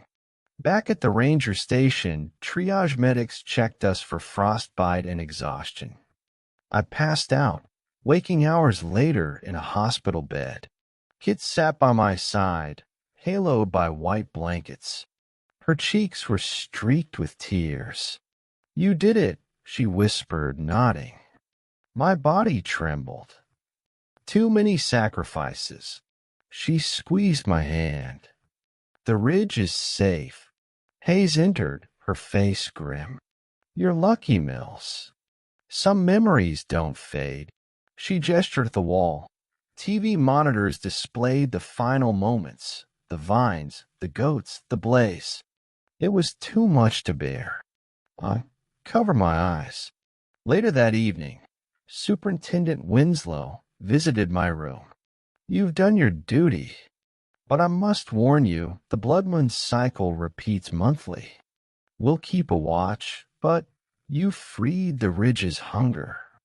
But if someone tries to harness that energy again, be vigilant. There's always a cost." I nodded, heart heavy at her words. I had bound the spirit for now. But the ridge's hunger was not destroyed. It simply transferred its imprisonment between worlds. If the fire died out, if embers cooled too soon, the hunger would seep back. I was discharged. The wardens assigned me as official Blood Moon Ridge keeper. My shift, overnight patrols during the entire lunar cycle. Kit and Hayes rotated with me, none of us ever alone on the ridge again. A month passed. The ridge was tranquil. No crimson hues, no distorted paths. Hikers ventured again, daylight tours flourishing. The camera footage we collected played across ranger channels, proof that the Bloodthorn was not mere legend. I returned to my cabin at dusk on a clear night. The moon was quarter, a sliver above the horizon. I stoked the fireplace, embers dull orange. I scanned the room, photographs, maps, equipment labels, Blood Moon Ridge. A knock on the door made me freeze. I approached, rifle at the ready. Through the window, I saw a shadowy figure, slender, elongated. I exhaled a breath I didn't know I held. Hayes, I whispered. She turned, smiling. Her voice was smooth, warm. Can I come in? I opened the door. She stepped inside, embracing me. All clear tonight, she said. I nodded. I poured coffee. Kit's covering the summit. The ridge's summit cameras are stable. Hayes frowned. You okay? I sipped, forcing a smile. I miss those crimson nights, though I hate to admit it. She wrapped her arms around me. Don't. Just don't. I glanced at the waning fire. You know, the hunger's still there, just dormant. If the wind dies, the flames fade, the spirit returns. Hayes nodded. She patted the pocket of her jacket, an object there. She pulled out a glass vial, stained dark red. I collected some embers, ashes from the bone spire. We keep it sealed, never to be used again. I took the vial, feeling its leather-bound warmth, the residue's weight. I placed it on the mantel, out of reach. The hunger's mark, I whispered. She kissed me. Stay safe. I drifted to sleep that night, nightmares of red fog and snapping vines. I woke at 3:02 a.m., 3 in the morning, heart pounding. I bolted upright, sweat drenching my shirt. The cabin was silent. I reached for my rifle. The moonlight cast long shadows on the floor. My breath missed it. I scanned the window, the forest outside unmoving. No fog, no crimson glow. A rustle. I raised my rifle. A figure glided into the lamplight, a tall, slender form, limbs twisted with vines. Its face was contorted, eyes glowing deep red, orbs that reflected the flame's last embers. It stood for a moment as if studying me, head tilting to one side. I fired. The bullet sunk into its chest, and in an instant it dissolved, a sliver of shadow, a petal of ash. The moon flashed red, then white. The hunger wasn't contained. My heart froze as I realized. The hunger resurfaces whenever it senses weak flame. My fireplace, its last ember died an hour ago. The Blood Moon cycle had begun anew. It didn't wait for a full moon. The hunger woke at the first chill of fall. My rifle shook in my hands. I'd have to relight the fire and keep it burning, because once the flame died, the hunger would return. And this time, I might not answer the call. It's late November. Copper Pine Park is shuttered for winter. I remain the sole ranger at Blood Moon Ridge Keeper. My cabin's fireplace is never allowed to die. Embers banked till spring. Each day, I check the ridge's perimeter cameras. All quiet. Each night, I patrol with a lantern, keeping memory of the Bone Spire's embers sealed below the summit's boulder. Every full moon, I climb to the ridge's peak and leave a single coal, smoldering, lit from my fireplace. The coal's warmth carries my promise to keep the hunger bound. I carve my initials and date into the summit's cairn. Then I leave, steps echoing on cold stone. At 3:02 a.m. yesterday, the lantern's flame flickered. I stamped out the coal, but I breathed into it, reviving its orange glow. The hunger's whisper, like dying breath, echoed beneath the ridge, but the flame held. I will not let the hunger claim my soul. Each night, as long as I stand vigil and flame glows bright, Blood Moon Ridge remains at peace. But if I tire, if my fire fades, then the hunger will rise again. And no ranger's courage can hold back the vine's call forever. My first day as a ranger at Valleyfoot National Park was under a crimson sunset, the sky bleeding red like a wound in the heavens. I parked my truck in front of a small wooden cabin atop Black Peak, the highest point overlooking the valley. The job: overnight patrols from dusk till dawn, monitoring wildlife, preventing illegal logging, and responding to emergencies. Sounds straightforward, but the park had a dark history. 19 reported disappearances over the past decade, always between midnight and 4 in the morning, always near the abandoned logging town of Hollows End. Ranger veteran Cedric Hayes warned me on my first tour: stay on a road. Don't chase lights in the trees. If the wind whispers a name, don't answer. I laughed. Tales of the lost timberman haunting hills sounded like ghost stories told around campfires. I was rational, a former wildlife biologist with no tolerance for superstition. That night, I heard my first whisper, my name, carried on a sudden gust that rattled window panes. I pressed my ear to the glass. No one in sight. It was just the wind, I told myself. But I didn't know the lost timberman wanted me to hear him. And he would not stop until I answered. 3 days later, I joined Ranger Hayes and local Deputy Marla Hayes on a relief patrol. Our assignment: investigate recent vandalism near the Hollows End trailhead. A crew of 4 workers had been repairing signs. They disappeared overnight.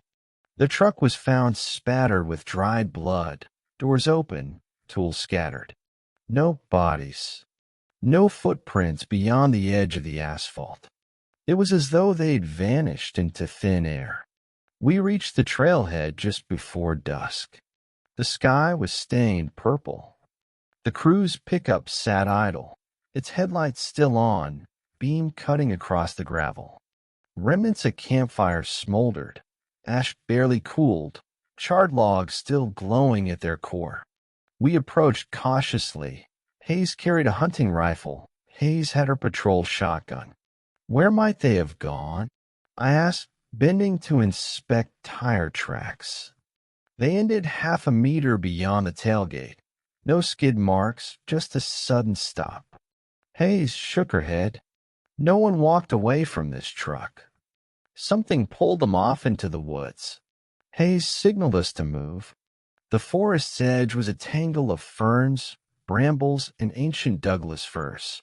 We found footprints, 4 sets, heading into the thicket. But halfway, we discovered something impossible. The footprints sank deeper into the soft earth, elongating until they left no trace on the surface. It was as if something dragged them underground. I knelt, shining a flashlight at a shallow depression, shaped like a small handprint, but too splayed, too elongated. Its edges frayed, melting into the soil. I traced the outline with a gloved finger. It was cool, but warm chalk dust clung to my glove. Wendigo, Hayes whispered, recalling the creature. But this was different. No frost, no biting wind, just that smudged, inhuman print. Hayes flicked her beam upward. I hate this place. Feels like we're being watched. Her voice shook. We searched until midnight. No bodies, no signs of struggle. Only more of those distorted handprints, leading north toward the old logging road that carved the valley's floor. At the ranger cabin, I lay on my cot, sleep a distant memory. I dreamed of a tall, gaunt figure, skin ashen, clothes matted, eyes hollow, mouth open in a silent scream. It reached for me. I bolted upright, sweat chilling on my skin. A low moan rose outside my window. I grabbed my flashlight, batteries full, and opened the door. The forest had shifted in the dark. Trees grew closer, limbs reaching like skeletal arms. A single ember glowed in the distance, like a lantern suspended in midair. The bitter wind whispered my name. I barely registered it before I stumbled backward, over something large, something that didn't belong. I shined the beam on the ground, a gloved hand, severed at the wrist, frozen bright red in the frost, still clutching a fragment of a saw blade. I screamed, backing into the cabin. Hayes was there, gun raised.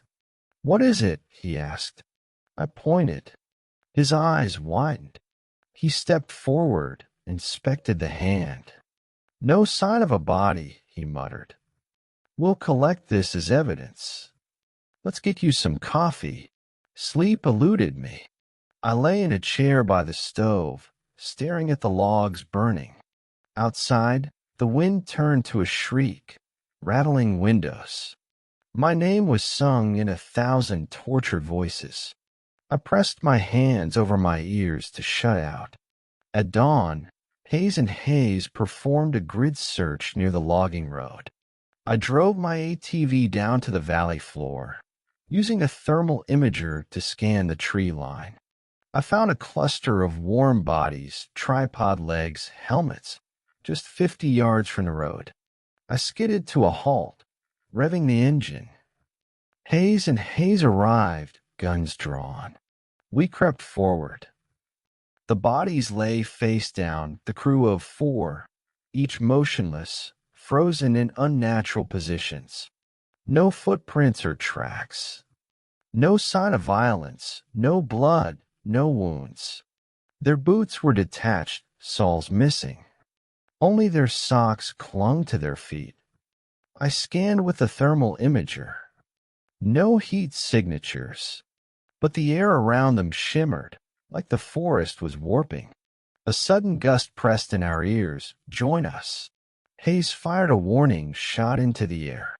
Bolts of static surge along the treetops, flickering like lightning trapped in green leaves. The bodies stirred, heads rising as if propped on invisible ledges. Their eyes were glassy, their faces serene, like children napping. They stood, moving in unison, turning to stare at me and Hayes. My legs locked. I watched as they ambled off into the trees, as if commanded by some unseen hand. Hayes' magazine slammed home another round. The bullets hit nothing, their bodies phased, limbs transparent, wobbling like smoke. The crew vanished, leaving only empty collars and caked dirt. The forest fell silent. My radio crackled. "Valleyfoot Station, this is Cedarville Sheriff's Office. We got multiple reports of northern lights. Looks like some interference. How are things on your end?" I tapped the mic. "We've got figures heading north." "No sign of the crew." He replied, "We'll send an extraction team at 0700. Hayes lowered her shotgun, eyes wide. "They just walked off?" I nodded, voice shaking. "It's like puppets." Hayes checked the pockets of each jacket. 6 months' pay, ID, everything intact. He turned to me. "Check your notepad. Write this down. If you see the lost timberman, do not follow." That's the only instruction I've ever heard. I scribbled it, hard hammering. We retreated to the road. Hayes bolted her belt and radio, stowing them deep in her pocket. I slung my rifle and approached the woods. Everything outside the tree line felt normal.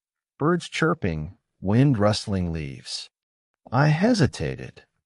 Something drew me in, like a heartbeat beneath the earth. I shook my head, resisting. Hayes put a hand on my shoulder. Let's go. I paused, looking back. At the forest's edge, I thought I saw a flicker, eyes reflecting in my direction, pale emerald. I spun on a dime, nothing. My pulse pounded. The day's light felt too bright, too cheerful. I climbed into my ATV and tore down the road, wind whipping ice crystals into my face, trying to scrub away the forest's vision. Over the next 2 days, rangers searched Hollow's End and the valley floor. Helicopters skied overhead, searchlights carved arcs through the pine canopy. No sign of the crew. Hayes, and I stood in a meeting with Park Superintendent Glenda Winslow. This is beyond normal protocol, she said, slapping a map of the valley on the table. We need answers, or we close the park indefinitely. Shutting down the park? I exclaimed. That blows a community's livelihood out of the water. She sighed. Public pressure is building. Families are frightened. We need something, anything, from you and Ranger Hayes. She turned to Hayes. What do you think it is? Hayes rubbed his jaw. Legend says the lost timberman was a logger, went mad in a winter storm, butchered his crew, then froze to death at this spot. Now he's cursed. His spirit steals souls to join his lost caravan. I shuddered. Hayes set a stack of local folklore. The timberman appears near the old mill site at midnight. 3 knocks on a hollow stump. If you refuse to knock back, he'll drag your soul. Only voices he recognizes are safe. Calling anyone else seals your fate. I stared at the map. An X marked the hollow stump on the logging road 4 miles north. We find that stump, set up cameras, listen for the knocks. But what if someone answers? Or what if we're unprepared? Hayes nodded. We need a plan. I say we bring in a priest, bless the land. Burn sage. Sacred smoke could drive him off. Winslow shook her head. We don't have time. Families want access for Christmas. I need a solution by tomorrow morning. Sweat trickled down my spine. We were out of our depth. They wanted a quick fix for a supernatural terror. I couldn't. Something in me refused to compromise. I cleared my throat. Let me lead a night recon with Hayes and Hayes. We'll search the logging road, find the stump, document everything. Winslow considered, then nodded. But no one else goes with you. It's too dangerous. That night, Hayes, and I loaded rifles, cameras, and recording gear into an ATV Ranger. We drove to the logging road start, cut out of the mountain flank, a narrow track of gravel flanked by pines. Moonlight filtered through clouds, a pale luminescence making snowflakes glitter. I switched on the camera's infrared. The screen glowed green, revealing our breath in clouds. At the mile marker, we found the stump, a hollow cylinder of wood, decades old, blackened as if burned. Hayes tapped the microphone. 1, 2, 3. His knuckles rapped the stump. A voice called back, my grandmother's voice, soft, lilting, reciting a nursery rhyme. My heart leaped. I sucked in a breath. Hayes, that is impossible. Hayes stood rigid, jaw slack. The stump rattled. Hayes looked at me. I didn't say that. The voice came again. Poor baby, your folks are gone. Why do you wander alone? It was my grandmother's lullaby. My throat closed. I stumbled back. Hayes ripped out her radio, screaming, I'm here, Edith. I'm right here. The stump exploded in a shower of splinters as an apparition rose, pale, translucent, clothed in flannel, arms extended. Its face was a warped reflection of Hayes's childhood friend, Cliff, who died when Hayes was 8. Hayes gaped, paralyzed. The figure hovered at the stump, arms reaching. It began to chant Hayes's name, syllables twisting in the cold air. Hayes squeezed my arm. "Not this way," she whispered. I nodded and raised my rifle. "On 3, I said. 1, 2, 3. Shots rang into the darkness, tracer rounds arching into the apparition. It faltered, then surged forward with primal speed. Hayes yelped and fired his shotgun. The figure's flesh dissipated like fog. The stump cracked, toppling over. The forest collapsed into silence. I exhaled. What the hell was that? Hayes shook, voice low. That was Cliff's voice. He used them, memories, to lure me. Hayes closed her eyes. He always kills what you love. My skin crawled. We bagged wood fragments from the stump, loaded them into Ziploc bags, and set flares at intervals for extraction.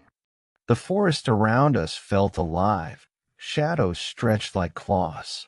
We hustled back to the ATV, pounding out retreat. All night I searched for words. I found none until dawn, when we saw our breath hang like prayers in the frigid air.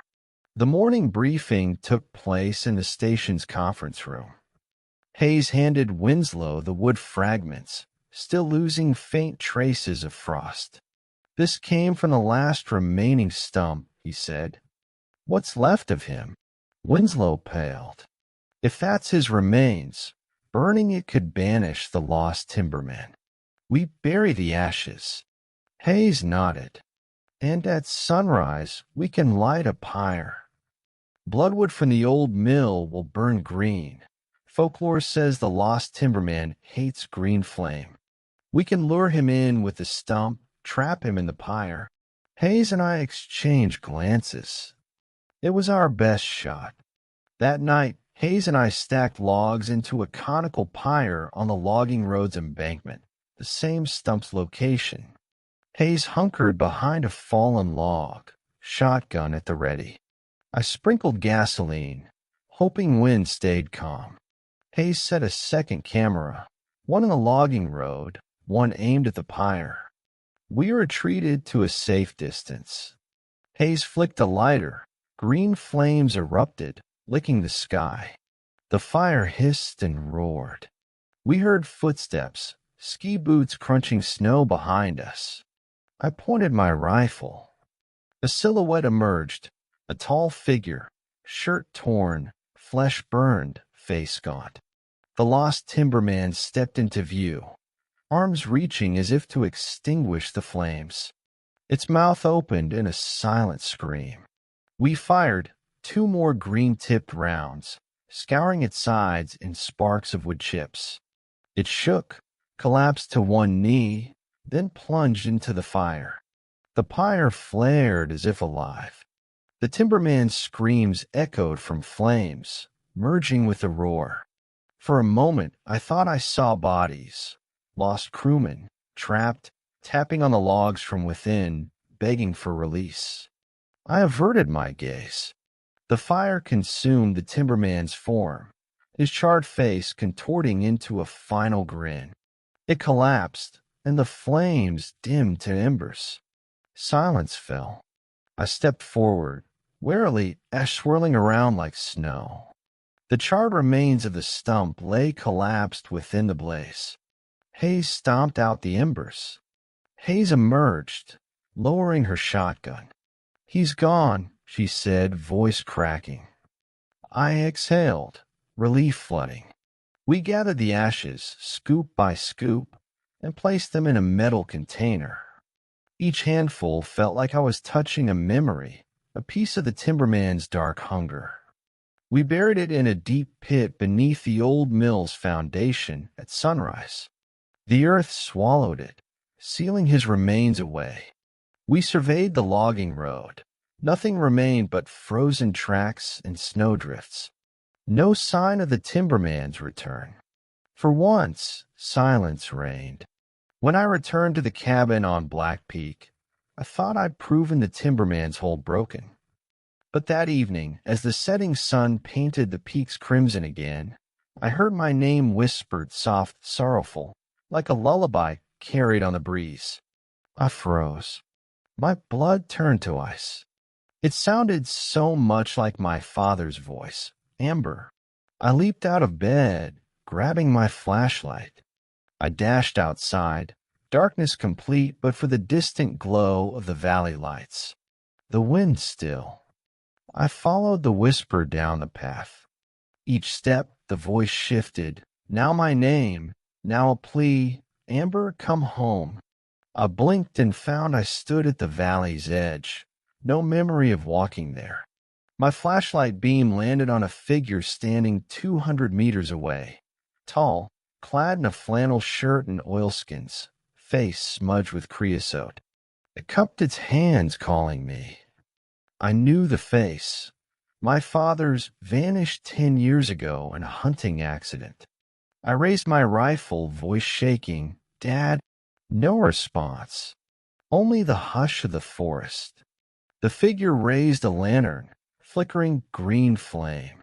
My heart clenched, the color scouting the emptiness of my soul. I stepped forward, reality slipping as my father's image glowed brighter. I swallowed, tears freezing on my cheeks. Dad, is that you? Thin arms extended, fingers beckoning. My knees buckled. I tried to turn, but my boots felt rooted. The figure drifted closer, eyes amber, hair caked with frost. It raised a hand, anguished. I whispered, I helped them, they're safe. The figure shook its head. You couldn't help me. The voice was my father's, taunting, accusing. My vision blurred. I stumbled backward. The figure advanced, boots crunching snow. I fired blind. The blast echoed in the valley, but my father's form only flickered, graceful as a leaf on wind. He faded into a swirl of black smoke with a final cry, a wrenching sound cutting into my bones. The wind roared. A whirlwind of snow spun at my feet. In that vortex, limbs and faces formed, 1,000 voices calling my name. The Tommy's laugh merged with my father's voice, chanting, Amber, join us. I fled, stumbling through the forest, panic searing my lungs. I felt branches rake my face, ice slashing at my arms. The voices receded as I reached the cabin. I pounded on the door. Hayes and Hayes burst out. Amber, where have you been? Hayes asked, scanning the darkness. I collapsed in Hayes's arms. I saw him. My dad. He was in the valley. Hayes's eyes widened. You saw him? She asked. I nodded, too exhausted to speak. Hayes guided me inside. You'll be fine. The timberman's ashes are buried. It can't reach you. Your mind's playing tricks. I shivered, voice distant. His voice was pushing me, wanting me to join. Hayes nodded solemnly. That's the curse. Even when you burn the host, the hunger remains. It feeds on memories. It tries to draw you in. He rubbed my back. We'll keep watch. You sleep. I lay in bed, fingers shaking. As night deepened, I thought I heard my father's lullaby in the wind again. I pressed my ear to the pillow. The melody rose, soft as snowflakes. I forced myself to concentrate on my breath. Inhale, exhale, count to 10. The lullaby faded into the rustle of pine needles overhead. Dawn broke with pink light. I stepped outside. The valley spread out. Icy rivers, snow-laden pines, silent. The logging road lay bare. A fresh snowfall covered any trace of flames. I looked up at Black Peak. Hayes's cabin smoke curled into the blue sky. I knelt by a small sapling, an evergreen snagged in snow. With trembling hands, I tied a red ribbon around its trunk, a vow to remember, never travel alone down that road at night. Never answer whispers in the wind. For the lost timberman's hunger lingered, seeking new prey. It's been 2 years. Valleyfoot National Park reopened under new ranger oversight. Hunting and camping resumed, but the logging road was decommissioned, barricaded behind heavy gates. I still patrol Black Peak Cabin, now lead ranger, accompanied on clear nights by Ranger Morales or Hayes. I've avoided the Hollows End Trail. The crew's families relocated, believing it better to forget the valley's dark nights. I didn't tell them about the timberman's final plea, about seeing my father in his twisted guise. They don't need that burden. As for me, I keep a silver bullet strapped to my belt, carved with my father's initials. If the whispers return, if I hear a voice calling me from beyond the trees, I'll be ready, and I will not answer. On the anniversary of Samuel Davis's disappearance, my father, I place a small wreath at the base of Black Peak's summit cairn. I whisper to him, I'm safe. I'll keep my feet on the ground. The wind stirs, carrying my words up the mountain. For a moment, I swear I hear him answer, lyrics of a childhood lullaby. But the wind dies. Silence returns. And I know my father is gone, lost to the timberman's hunger or the mountain's whim. But I endure a sentinel in the cold, ensuring no one else answers the forest call.